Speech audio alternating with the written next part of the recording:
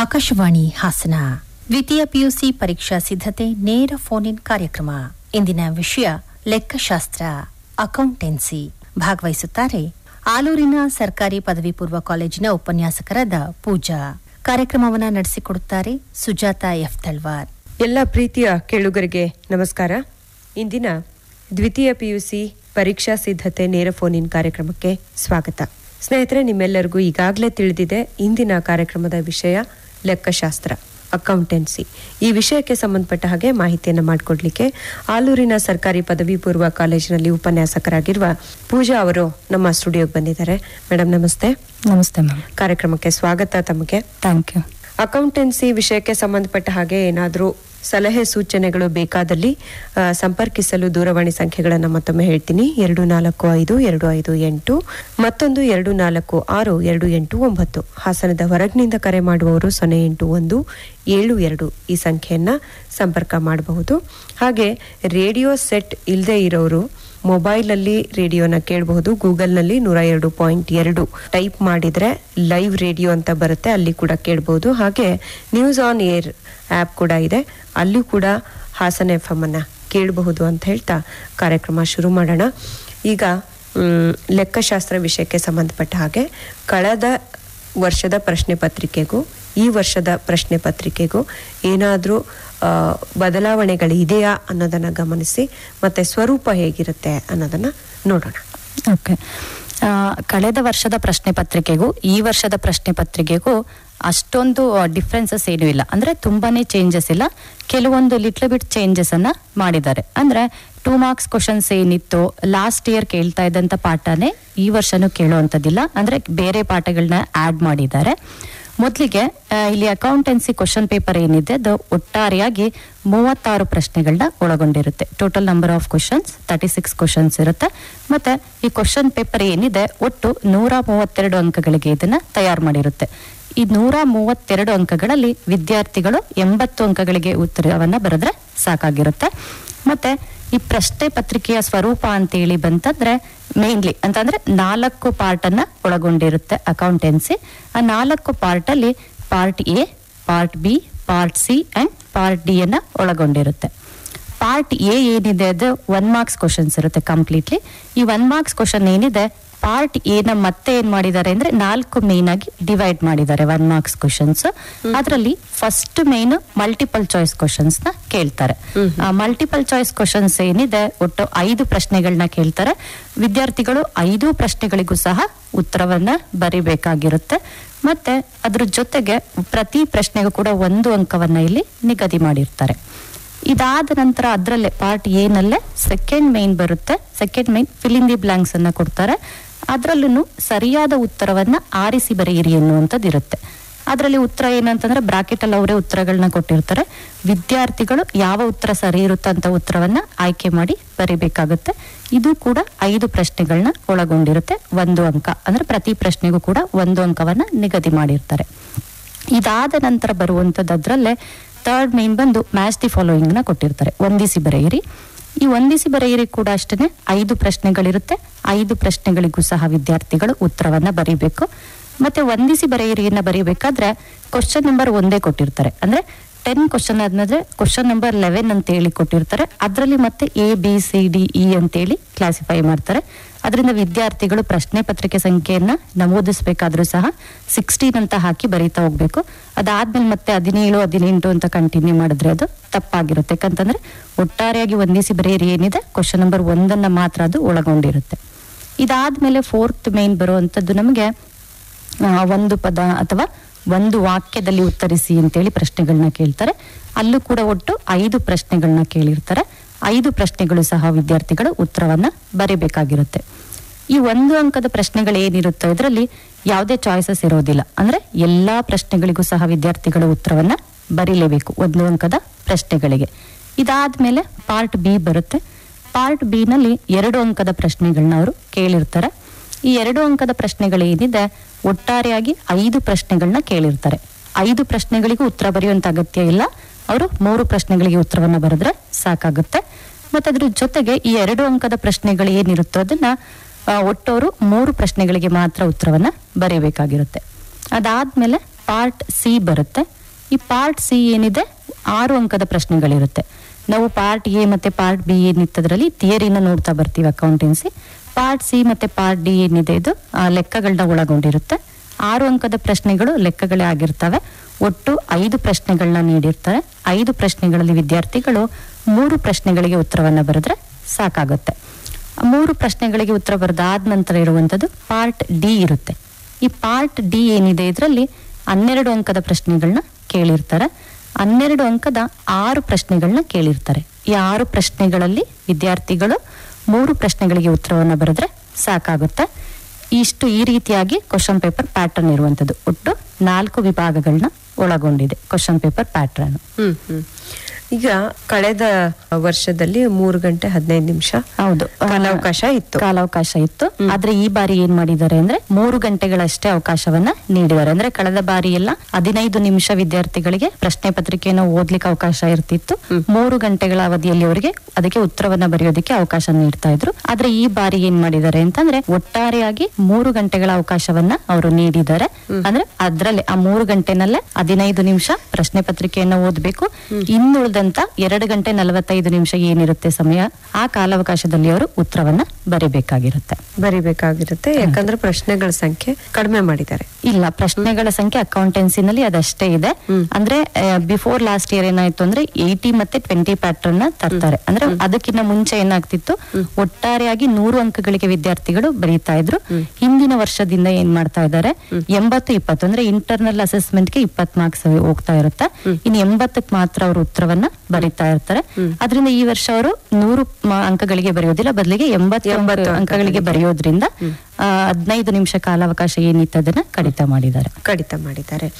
ಈಗ ಸಿಲೆಬಸ್ ಅಲ್ಲಿ ಅಂದ್ರೆ ಪಠ್ಯಕ್ರಮದಲ್ಲಿ ಯಾವ್ಯಾವ ಪಾಠಕ್ಕೆ ಅಥವಾ ಯಾವ್ಯಾವ ಚಾಪ್ಟರ್ಗೆ ಎಷ್ಟೆಷ್ಟು ಅಂಕಗಳು ನಿಗದಿಯಾಗಿದೆ ಅದನ್ನ ನೋಡ್ಕೊಂಡು ಮಕ್ಕಳು ಇದುವರೆಗೆ ಈಗ ಮೊನ್ನೆ ತಾನೇ ಪ್ರಿಪರೇಟರಿ ಎಕ್ಸಾಮ್ ಕೂಡ ಆಗಿದೆ, ಅಂದ್ರೆ ಬೋರ್ಡ್ ಎಕ್ಸಾಮ್ಗಿಂತ ಮೊದಲು ಬರುವಂತ ಪರೀಕ್ಷೆ ಅದು. ಅದರಲ್ಲಿ ಯಾವ ಪ್ರಶ್ನೆಗಳಿಗೆ ಮಕ್ಕಳು ಸರಿಯಾಗಿ ಉತ್ತರಿಸಿಲ್ಲ, ಎಲ್ಲಿ ಕನ್ಫ್ಯೂಷನ್ ಮಾಡ್ಕೊಂಡಿದ್ದಾರೆ ಅದನ್ನೆಲ್ಲ ನೋಡೋಣ.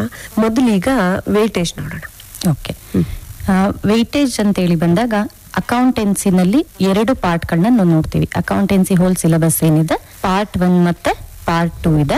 ಪಾರ್ಟ್ 1 ನಲ್ಲಿ ನಮ್ಗೆ ಪಾರ್ಟ್ನರ್ಶಿಪ್ ಅಕೌಂಟ್ಸ್ ಬರುತ್ತೆ, ಕಂಪ್ಲೀಟ್ಲಿ ಪಾರ್ಟ್ನರ್ಶಿಪ್ ಅಕೌಂಟ್ಸ್. ಈ ಪಾರ್ಟ್ 1 ಏನಿದೆ ಇದು 4 ಚಾಪ್ಟರ್ಸ್ ನ ನೋಡ್ಬೋದು, ಅಂದ್ರೆ 4 ಲೆಸನ್ಸ್ ಇದೆ. ಅದಾದ್ಮೇಲೆ ಪಾರ್ಟ್ 2 ನಲ್ಲಿ ನಮಗೆ ಕಂಪನಿ ಅಕೌಂಟ್ಸ್ ಮತ್ತೆ ಫೈನಾನ್ಷಿಯಲ್ ಸ್ಟೇಟ್ಮೆಂಟ್ ಅನಾಲಿಸಿಸ್ ಅಂತ ಹೇಳಿ ಬರುತ್ತೆ ಪಾರ್ಟ್ 2. ಈ ಪಾರ್ಟ್ 2 ನಲ್ಲಿ 6 ಚಾಪ್ಟರ್ಸ್ ನ ನಾವು ನೋಡ್ಬೋದು. ಈ ಪಾರ್ಟ್ 1 ಮತ್ತೆ ಪಾರ್ಟ್ 2 ನ ನೋಡಿದಾಗ ಟೋಟಲಿ ಈ ಪಾರ್ಟ್ 1 ಏನಿದೆ ಅದರಲ್ಲಿ 54 ಅಂಕಗಳಿಗೆ ಪ್ರಶ್ನೆಯನ್ನ ಕೇಳ್ತಾರೆ. ಮತ್ತೆ ಪಾರ್ಟ್ 2 ಏನಿದೆ ಅದರಲ್ಲಿ 78 ಅಂಕಗಳಿಗೆ ಪ್ರಶ್ನೆಗಳನ್ನ ಕೇಳ್ತಾರೆ. ಪಾರ್ಟ್ 1 ನಲ್ಲಿ ಪಾರ್ಟ್ನರ್ಶಿಪ್ ಅಕೌಂಟ್ಸ್ ಅಂತ ಹೇಳಿದಾಗ ಫಸ್ಟ್ ಚಾಪ್ಟರ್ ಏನಿದೆ ಪಾರ್ಟ್ನರ್ಶಿಪ್ ಅಕೌಂಟ್ಸ್ ಬೇಸಿಕ್ ಕಾನ್ಸೆಪ್ಟ್ಸ್ ಇದೆ. Partnership account basic concepts. So ಇದರಲ್ಲಿ ಫಸ್ಟ್ ಏನ್ ಮಾಡ್ತಾರೆ ಅಂದ್ರೆ ಬೇಸಿಕ್ ಕಾನ್ಸೆಪ್ಟ್ಸ್ ನ ಕಲಿತಾ ಹೋಗ್ತಾರೆ ಪಾರ್ಟ್ನರ್ಶಿಪ್ ಬಗ್ಗೆ.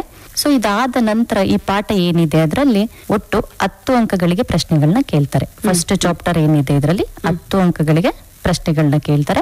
ಯಾವ್ಯಾವ ಪಾರ್ಟ್ಗೆ ಕೇಳ್ತಾರೆ ಅಂತ ಹೇಳಿ ಬಂತಂದ್ರೆ ಫಸ್ಟ್ ಏನು 1 ಮಾರ್ಕ್ಸ್ ಕ್ವಶನ್ಸ್ ಇದೆಯೋ ಪಾರ್ಟ್ ಎಗೆ 2 ಪ್ರಶ್ನೆಗಳನ್ನ ಈ ಚಾಪ್ಟರ್ ಅಲ್ಲಿ ಕೇಳ್ತಾರೆ. ಅದಾದ ನಂತರ ಆ 2 ಮಾರ್ಕ್ಸ್ಗೆ ಅಂತಂದ್ರೆ ಪಾರ್ಟ್ ಬಿ ಏನಿತ್ತು ಅದರಲ್ಲಿ ಪಾರ್ಟ್ ಬಿ 2 ಅಂಕದ 1 ಪ್ರಶ್ನೆ ಈ ಪಾರ್ಟ್ ಅಲ್ಲಿ ಇರುತ್ತೆ. ಇದಾದ ನಂತರ 6 ಅಂಕಗಳಿಗೆ ಪ್ರಶ್ನೆಗಳನ್ನ ಕೇಳ್ತಾರೆ. ಅದರಲ್ಲಿ 6 ಅಂಕಗಳಿಗೆ ಇಲ್ಲಿ ಯಾವ್ದೆಲ್ಲಾ ಪ್ರಶ್ನೆಗಳನ್ನ ಕೇಳ್ತಾರೆ ಅಂದ್ರೆ ನಮ್ಗೆ ಚಾಪ್ಟರ್ ಅಲ್ಲಿ ಬರುವಂತದ್ದು 2 ಪ್ರಾಬ್ಲಮ್ಸ್ ಬರುತ್ತೆ. ಒಂದು profit and loss appropriation account ಬರುತ್ತೆ, ನೆಕ್ಸ್ಟ್ ಇನ್ನೊಂದು ಇಂಟ್ರೆಸ್ಟ್ ಆನ್ ಡ್ರಾಯಿಂಗ್ ಬರುತ್ತೆ. ಈ 2 ಲೆಕ್ಕಗಳು ಏನಿತ್ತು 2 ಲೆಕ್ಕಗಳಲ್ಲಿ ಯಾವ್ದಾದ್ರು ಒಂದನ್ನ ಅವರು ನಿಮ್ಗೆ ಕೊಡ್ಬೋದು, ಅಂದ್ರೆ 2 ಕೊಡೋದಿಲ್ಲ, ಬದಲಿಗೆ 2ರಲ್ಲಿ either profit and loss appropriation account or interest on drawing 2ರಲ್ಲಿ 1 ಪ್ರಶ್ನೆಯನ್ನ ಕೇಳ್ತಾರೆ. ಮಕ್ಕಳದ್ರಿಂದ ಈ ಚಾಪ್ಟರ್ ಏನಿದೆ ಇದಕ್ಕೆ ಒತ್ತು ಕೊಟ್ಟವ್ರು ಓದಿದ್ದೆ ಆದ್ರೆ 10 ಅಂಕಗಳನ್ನ ಪಡಿತಾ ಹೋಗ್ಬೋದು. ಮತ್ತೆ ಇದರಲ್ಲಿ ಈ profit and loss appropriation account ಏನಿದೆ ಅದರಲ್ಲಿ ಸಿಂಪಲ್ ಮೆಥಡ್ ಆದ್ರೂ ಅಂದ್ರೆ ಸಿಂಪಲ್ ಪ್ರಾಬ್ಲಮ್ಸ್ ಆದ್ರೂ ಕೊಡ್ತಾರೆ, ಇಲ್ಲ ಅಂತ ಅಂದ್ರೆ ಗ್ಯಾರಂಟಿ ಟು ಎ ಪಾರ್ಟ್ನರ್ ಆದ್ರೂ ಕೊಡ್ತಾರೆ.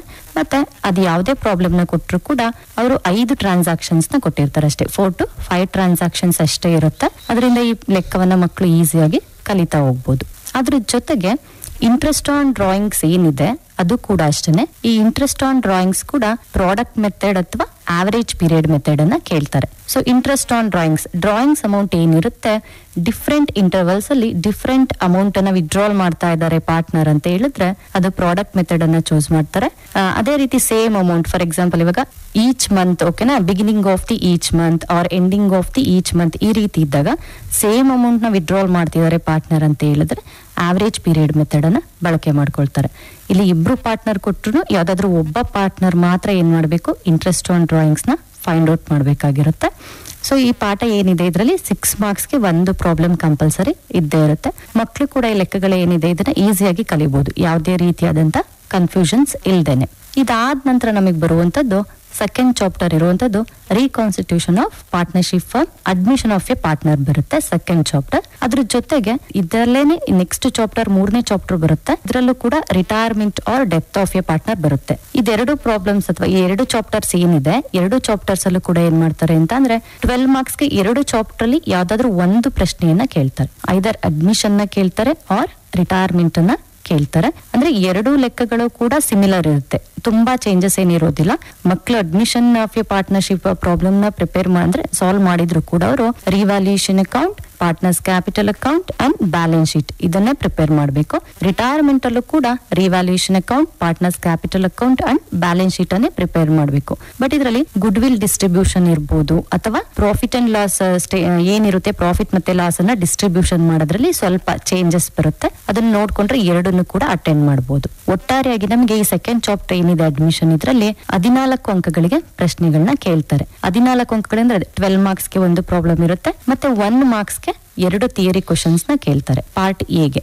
ಇದಾದ್ಮೇಲೆ ಇರುವಂತದ್ದು 3ನೇ ಚಾಪ್ಟರ್ ಏನಿದೆ ರಿಟೈರ್ಮೆಂಟ್, ಇದರಲ್ಲಿ ಒಟ್ಟು 16 ಅಂಕಗಳಿಗೆ ಪ್ರಶ್ನೆಗಳನ್ನ ಕೇಳ್ತಾರೆ. 1 ಅಂಕದ 2 ಪ್ರಶ್ನೆಗಳನ್ನ ಕೇಳ್ತಾರೆ, ಮತ್ತೆ 2 ಅಂಕದ 1 ಪ್ರಶ್ನೆ ಇರುತ್ತೆ. ಈ ಚಾಪ್ಟರ್ ಏನಿದೆ ಇದರಲ್ಲಿ 2 ಅಂಕದ 1 ಪ್ರಶ್ನೆ ಇರುತ್ತೆ. ಅದಾದ ನಂತರ 12 ಮಾರ್ಕ್ಸ್ಗೆ ಇದ್ರೆ ಅವಾಗ್ಲೇ ಹೇಳ್ದಂಗೆ ಐದರ್ ಅಡ್ಮಿಷನ್ ಅಲ್ಲಾದ್ರೂ ಕೇಳ್ಬೋದು ಆರ್ ರಿಟೈರ್ಮೆಂಟ್ ಅಲ್ಲಾದ್ರೂ ಕೇಳ್ಬೋದು 12 ಅಂಕಗಳಿಗೆ. ಅದೇ ರೀತಿ ಈ 2 ಚಾಪ್ಟರ್ ಅಲ್ಲಿ ಕಂಪೇರ್ ಮಾಡಿದಾಗ 6 ಮಾರ್ಕ್ಸ್ಗೂ ಕೂಡ 1 ಪ್ರಶ್ನೆಯನ್ನ ಕೇಳ್ತಾರೆ. ಅದು gain ratio, sacrifice ratio or new profit sharing ratio. ಈ 3 ರೇಷಿಯೋಸ್ ಏನಿದೆ, 3 ರೇಷಿಯೋಸ್ ಅಲ್ಲಿ ಯಾವ್ದಾದ್ರು ಒಂದನ್ನ ಕೇಳಿರ್ತಾರೆ 6 ಮಾರ್ಕ್ಸ್ಗೆ. ಅದರಿಂದ ಅಂದ್ರೆ ಇವಾಗ ಹೇಗ್ ಕೇಳ್ತಾರೆ ಅಂದ್ರೆ 3 ಪ್ರಾಬ್ಲಮ್ ಅಲ್ಲಿ ಯಾವ್ದು ಕೇಳ್ತಾರೆ ಅಂತ ಅಕ್ಯುರೇಟ್ ಆಗಿ ಹೇಳಕ್ಕಾಗಲ್ಲ. ಬಟ್ 3 ಪ್ರಾಬ್ಲಮ್ ಕಲ್ತ್ರೆ ಅದರಲ್ಲಿ 1 ಪ್ರಾಬ್ಲಮ್ ಬಂದಿರುತ್ತೆ ಫಾರ್ 6 ಮಾರ್ಕ್ಸ್. ಅದ್ರ ಜೊತೆಗೆ ಈ ರಿಟೈರ್ಮೆಂಟ್ ಏನಿದೆ 4th ಚಾಪ್ಟರ್, ಇದರಲ್ಲಿ ಡೆತ್ ಆಫ್ ಎ ಪಾರ್ಟ್ನರ್ ಅನ್ನುವಂತ ಒಂದು ಕಾನ್ಸೆಪ್ಟ್ ಬರುತ್ತೆ. ಈ ಕಾನ್ಸೆಪ್ಟ್ ಏನಿದೆ ಇದರಲ್ಲಿ 6 ಮಾರ್ಕ್ಸ್ಗೆ ಒಂದು ಪ್ರಾಬ್ಲಮ್ 100% ಬಂದೇ ಬರುತ್ತೆ. ಅದರಲ್ಲಿ ಯಾವುದೇ ರೀತಿ ಚಾಯ್ಸಸ್ ಅಥವಾ ಆಪ್ಷನ್ ಇರೋದಿಲ್ಲ. ಅದೊಂದು ಪ್ರಾಬ್ಲಮ್ ಕಂಪಲ್ಸರಿ ಬಂದೇ ಬರುತ್ತೆ. ಮತ್ತೆ ಅದನ್ನು ಕೂಡ ಮಕ್ಕಳು ಈಸಿಯಾಗಿ ಕಲಿತಾ ಹೋಗ್ಬೋದು. ಯಾಕಂತಂದ್ರೆ ಇದುವರೆಗೂ ಏನು ಅವರು ಅಡ್ಮಿಷನ್ ಅಥವಾ ರಿಟೈರ್ಮೆಂಟ್ ಏನಿದೆ ಅದರಲ್ಲಿ ಏನು ಲೆಕ್ಕಗಳನ್ನ ಮಾಡಿರ್ತಾರೆ, ಪಾರ್ಟ್ನರ್ಸ್ ಕ್ಯಾಪಿಟಲ್ ಅಕೌಂಟ್ ನವ್ರು ಪ್ರಿಪೇರ್ ಮಾಡಿರ್ತಾರೆ. ಈ deceased partner capital account or executors account ನವ್ರು ಪ್ರಿಪೇರ್ ಮಾಡಬೇಕಾದ್ರೆ ಸೇಮ್ ಕ್ಯಾಪಿಟಲ್ ಅಕೌಂಟ್ ಏನಿತ್ತು ಅದೇ ರೀತಿ ಪ್ರಿಪೇರ್ ಮಾಡೋದ್ರಿಂದ ಈಸಿಯಾಗಿ ಈ ಪ್ರಾಬ್ಲಮ್ ಕೂಡ ಮಕ್ಕಳು ಸಾಲ್ವ್ ಮಾಡಬಹುದು. ಇದಾದ ನಂತರ ಇರುವಂತದ್ದು ಪಾರ್ಟ್ 1 ಅಲ್ಲಿ 4th chapter dissolution of partnership firm ಬರ್ತಾ ಹೋಗುತ್ತೆ. ಈ ಡಿಸಲ್ಯೂಷನ್ ಆಫ್ ಪಾರ್ಟ್ನರ್ಶಿಪ್ ಫರ್ಮ್ ಏನಿದೆ ಈ ಚಾಪ್ಟರ್ ಅಲ್ಲಿ ಒಟ್ಟು 14 ಅಂಕಗಳಿಗೆ ನಾವು ಪ್ರಶ್ನೆಗಳನ್ನ ನೋಡ್ತೀವಿ. 1 ಅಂಕದ 2 ಪ್ರಶ್ನೆಗಳಿರುತ್ತೆ, ಮತ್ತೆ 12 ಅಂಕದ 1 ಪ್ರಶ್ನೆ ಇದರಲ್ಲಿ ಇದ್ದೇ ಇರುತ್ತೆ. 1 ಅಂಕದ 2 ಪ್ರಶ್ನೆಗಳು ಮತ್ತು 12 ಅಂಕದ 1 ಪ್ರಶ್ನೆಯನ್ನ ನಾವು ನೋಡ್ತೀವಿ.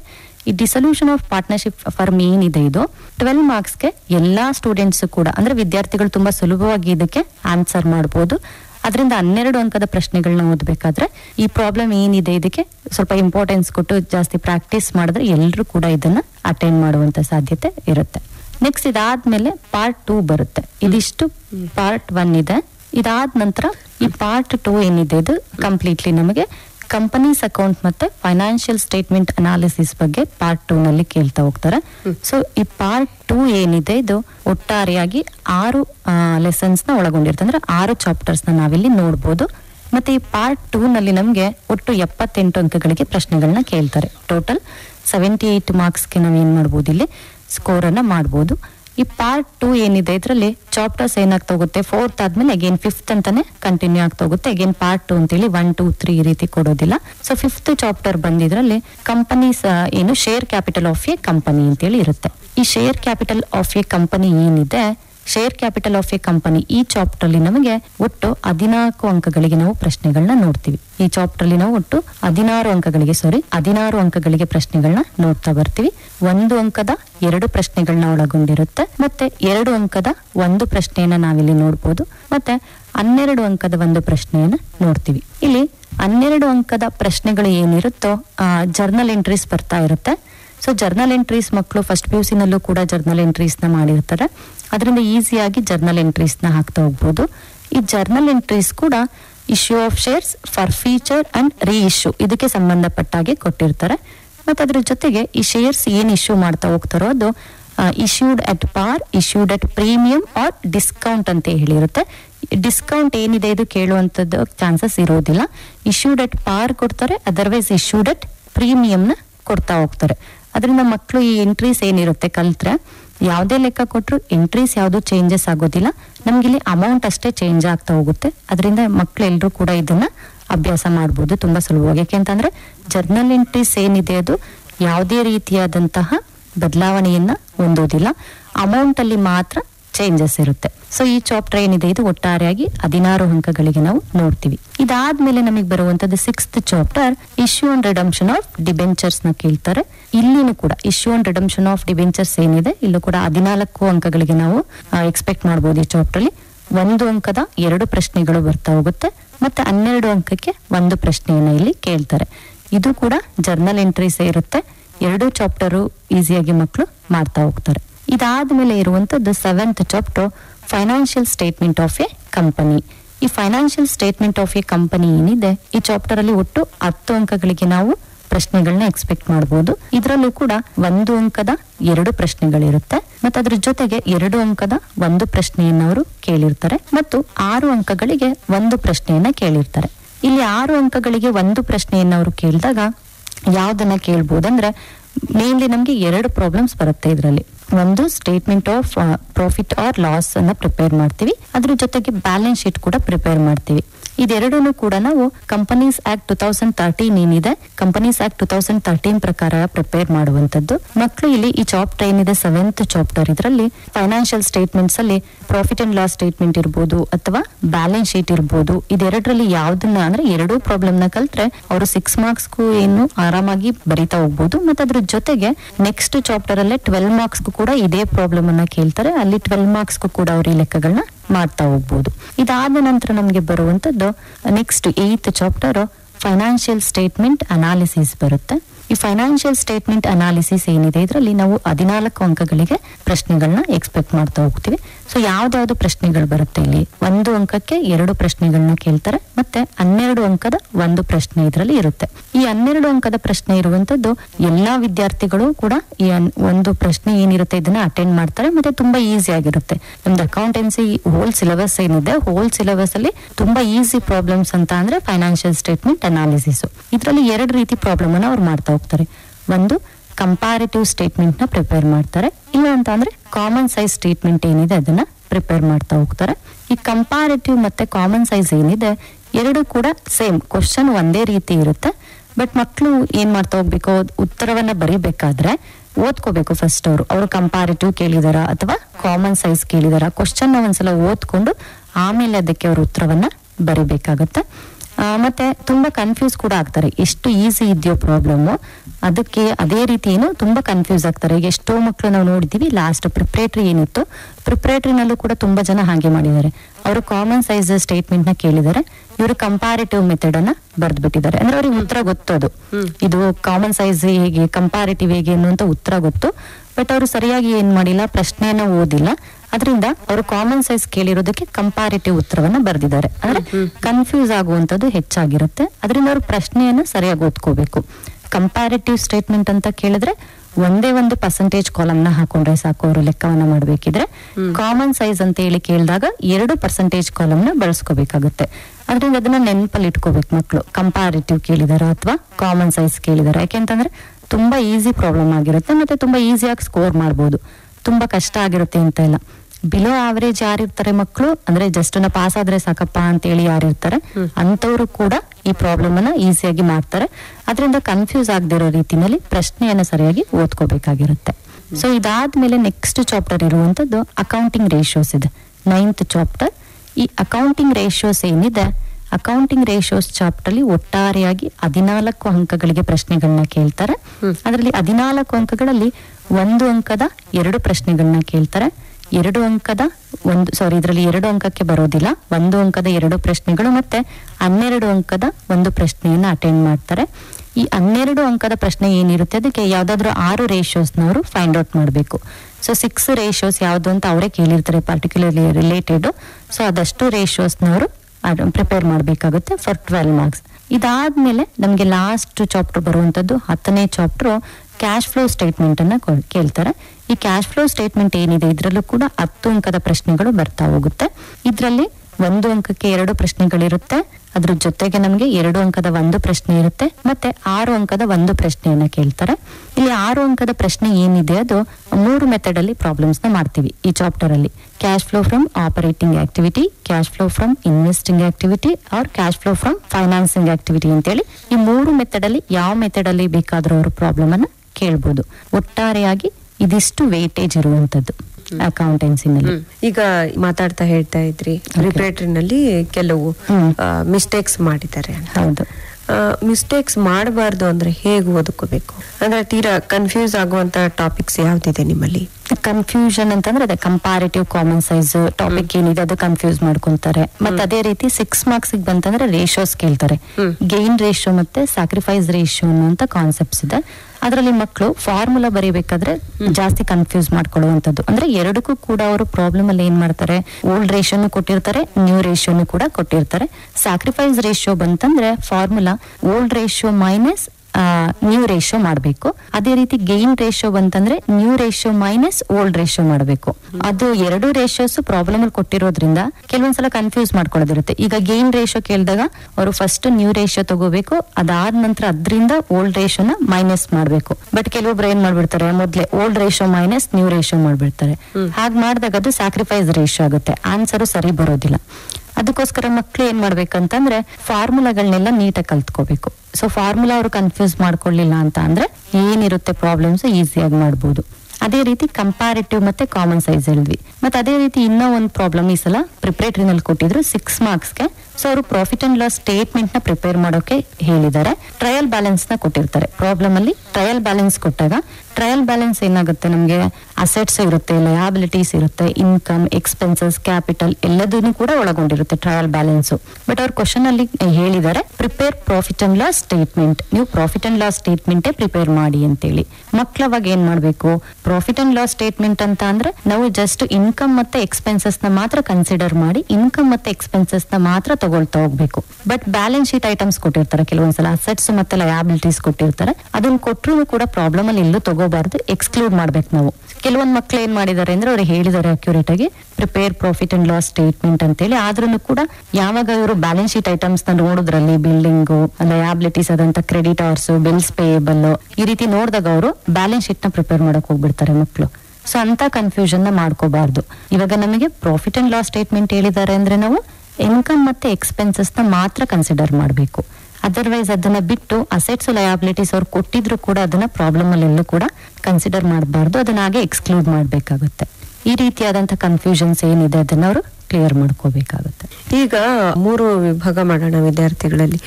ಇದುವರೆಗೂ ನಾವು ಏನು ಓದಿಲ್ಲ ಅಥವಾ ಓದಿದ್ರೆ ನೆನಪಿಲ್ಲ, ಇವತ್ತಿಂದ ಓದಕ್ ಶುರು ಮಾಡ್ತೀವಿ, ನಮಗ್ ಪಾಸ್ ಆದ್ರೆ ಸಾಕು ಅನ್ನೋ ತರದವ್ರು ಹೇಗ್ ಓದ್ಬೇಕು? ನಾವ್ ಇವತ್ತಿಂದ ಓದಿದ್ರೆ ಸಾಕು ಪಾಸ್ ಆಗ್ಬೇಕನ್ನೋಂತ ವಿದ್ಯಾರ್ಥಿಗಳು ಇವಾಗ ಕ್ವಶನ್ ಬ್ಯಾಂಕ್ಸ್ ನ ಬಿಟ್ಟಿದ್ದಾರೆ. ಇಲಾಖೆ ವತಿಯಿಂದಾನೆ ಕ್ವಶನ್ ಬ್ಯಾಂಕ್ ನ ಬಿಟ್ಟಿದ್ದಾರೆ. ಎಲ್ಲಿದೆ ಅದು? ಇಲಾಖಾ ವೆಬ್ಸೈಟ್ ಅಲ್ಲೇ ಸಿಗುತ್ತೆ.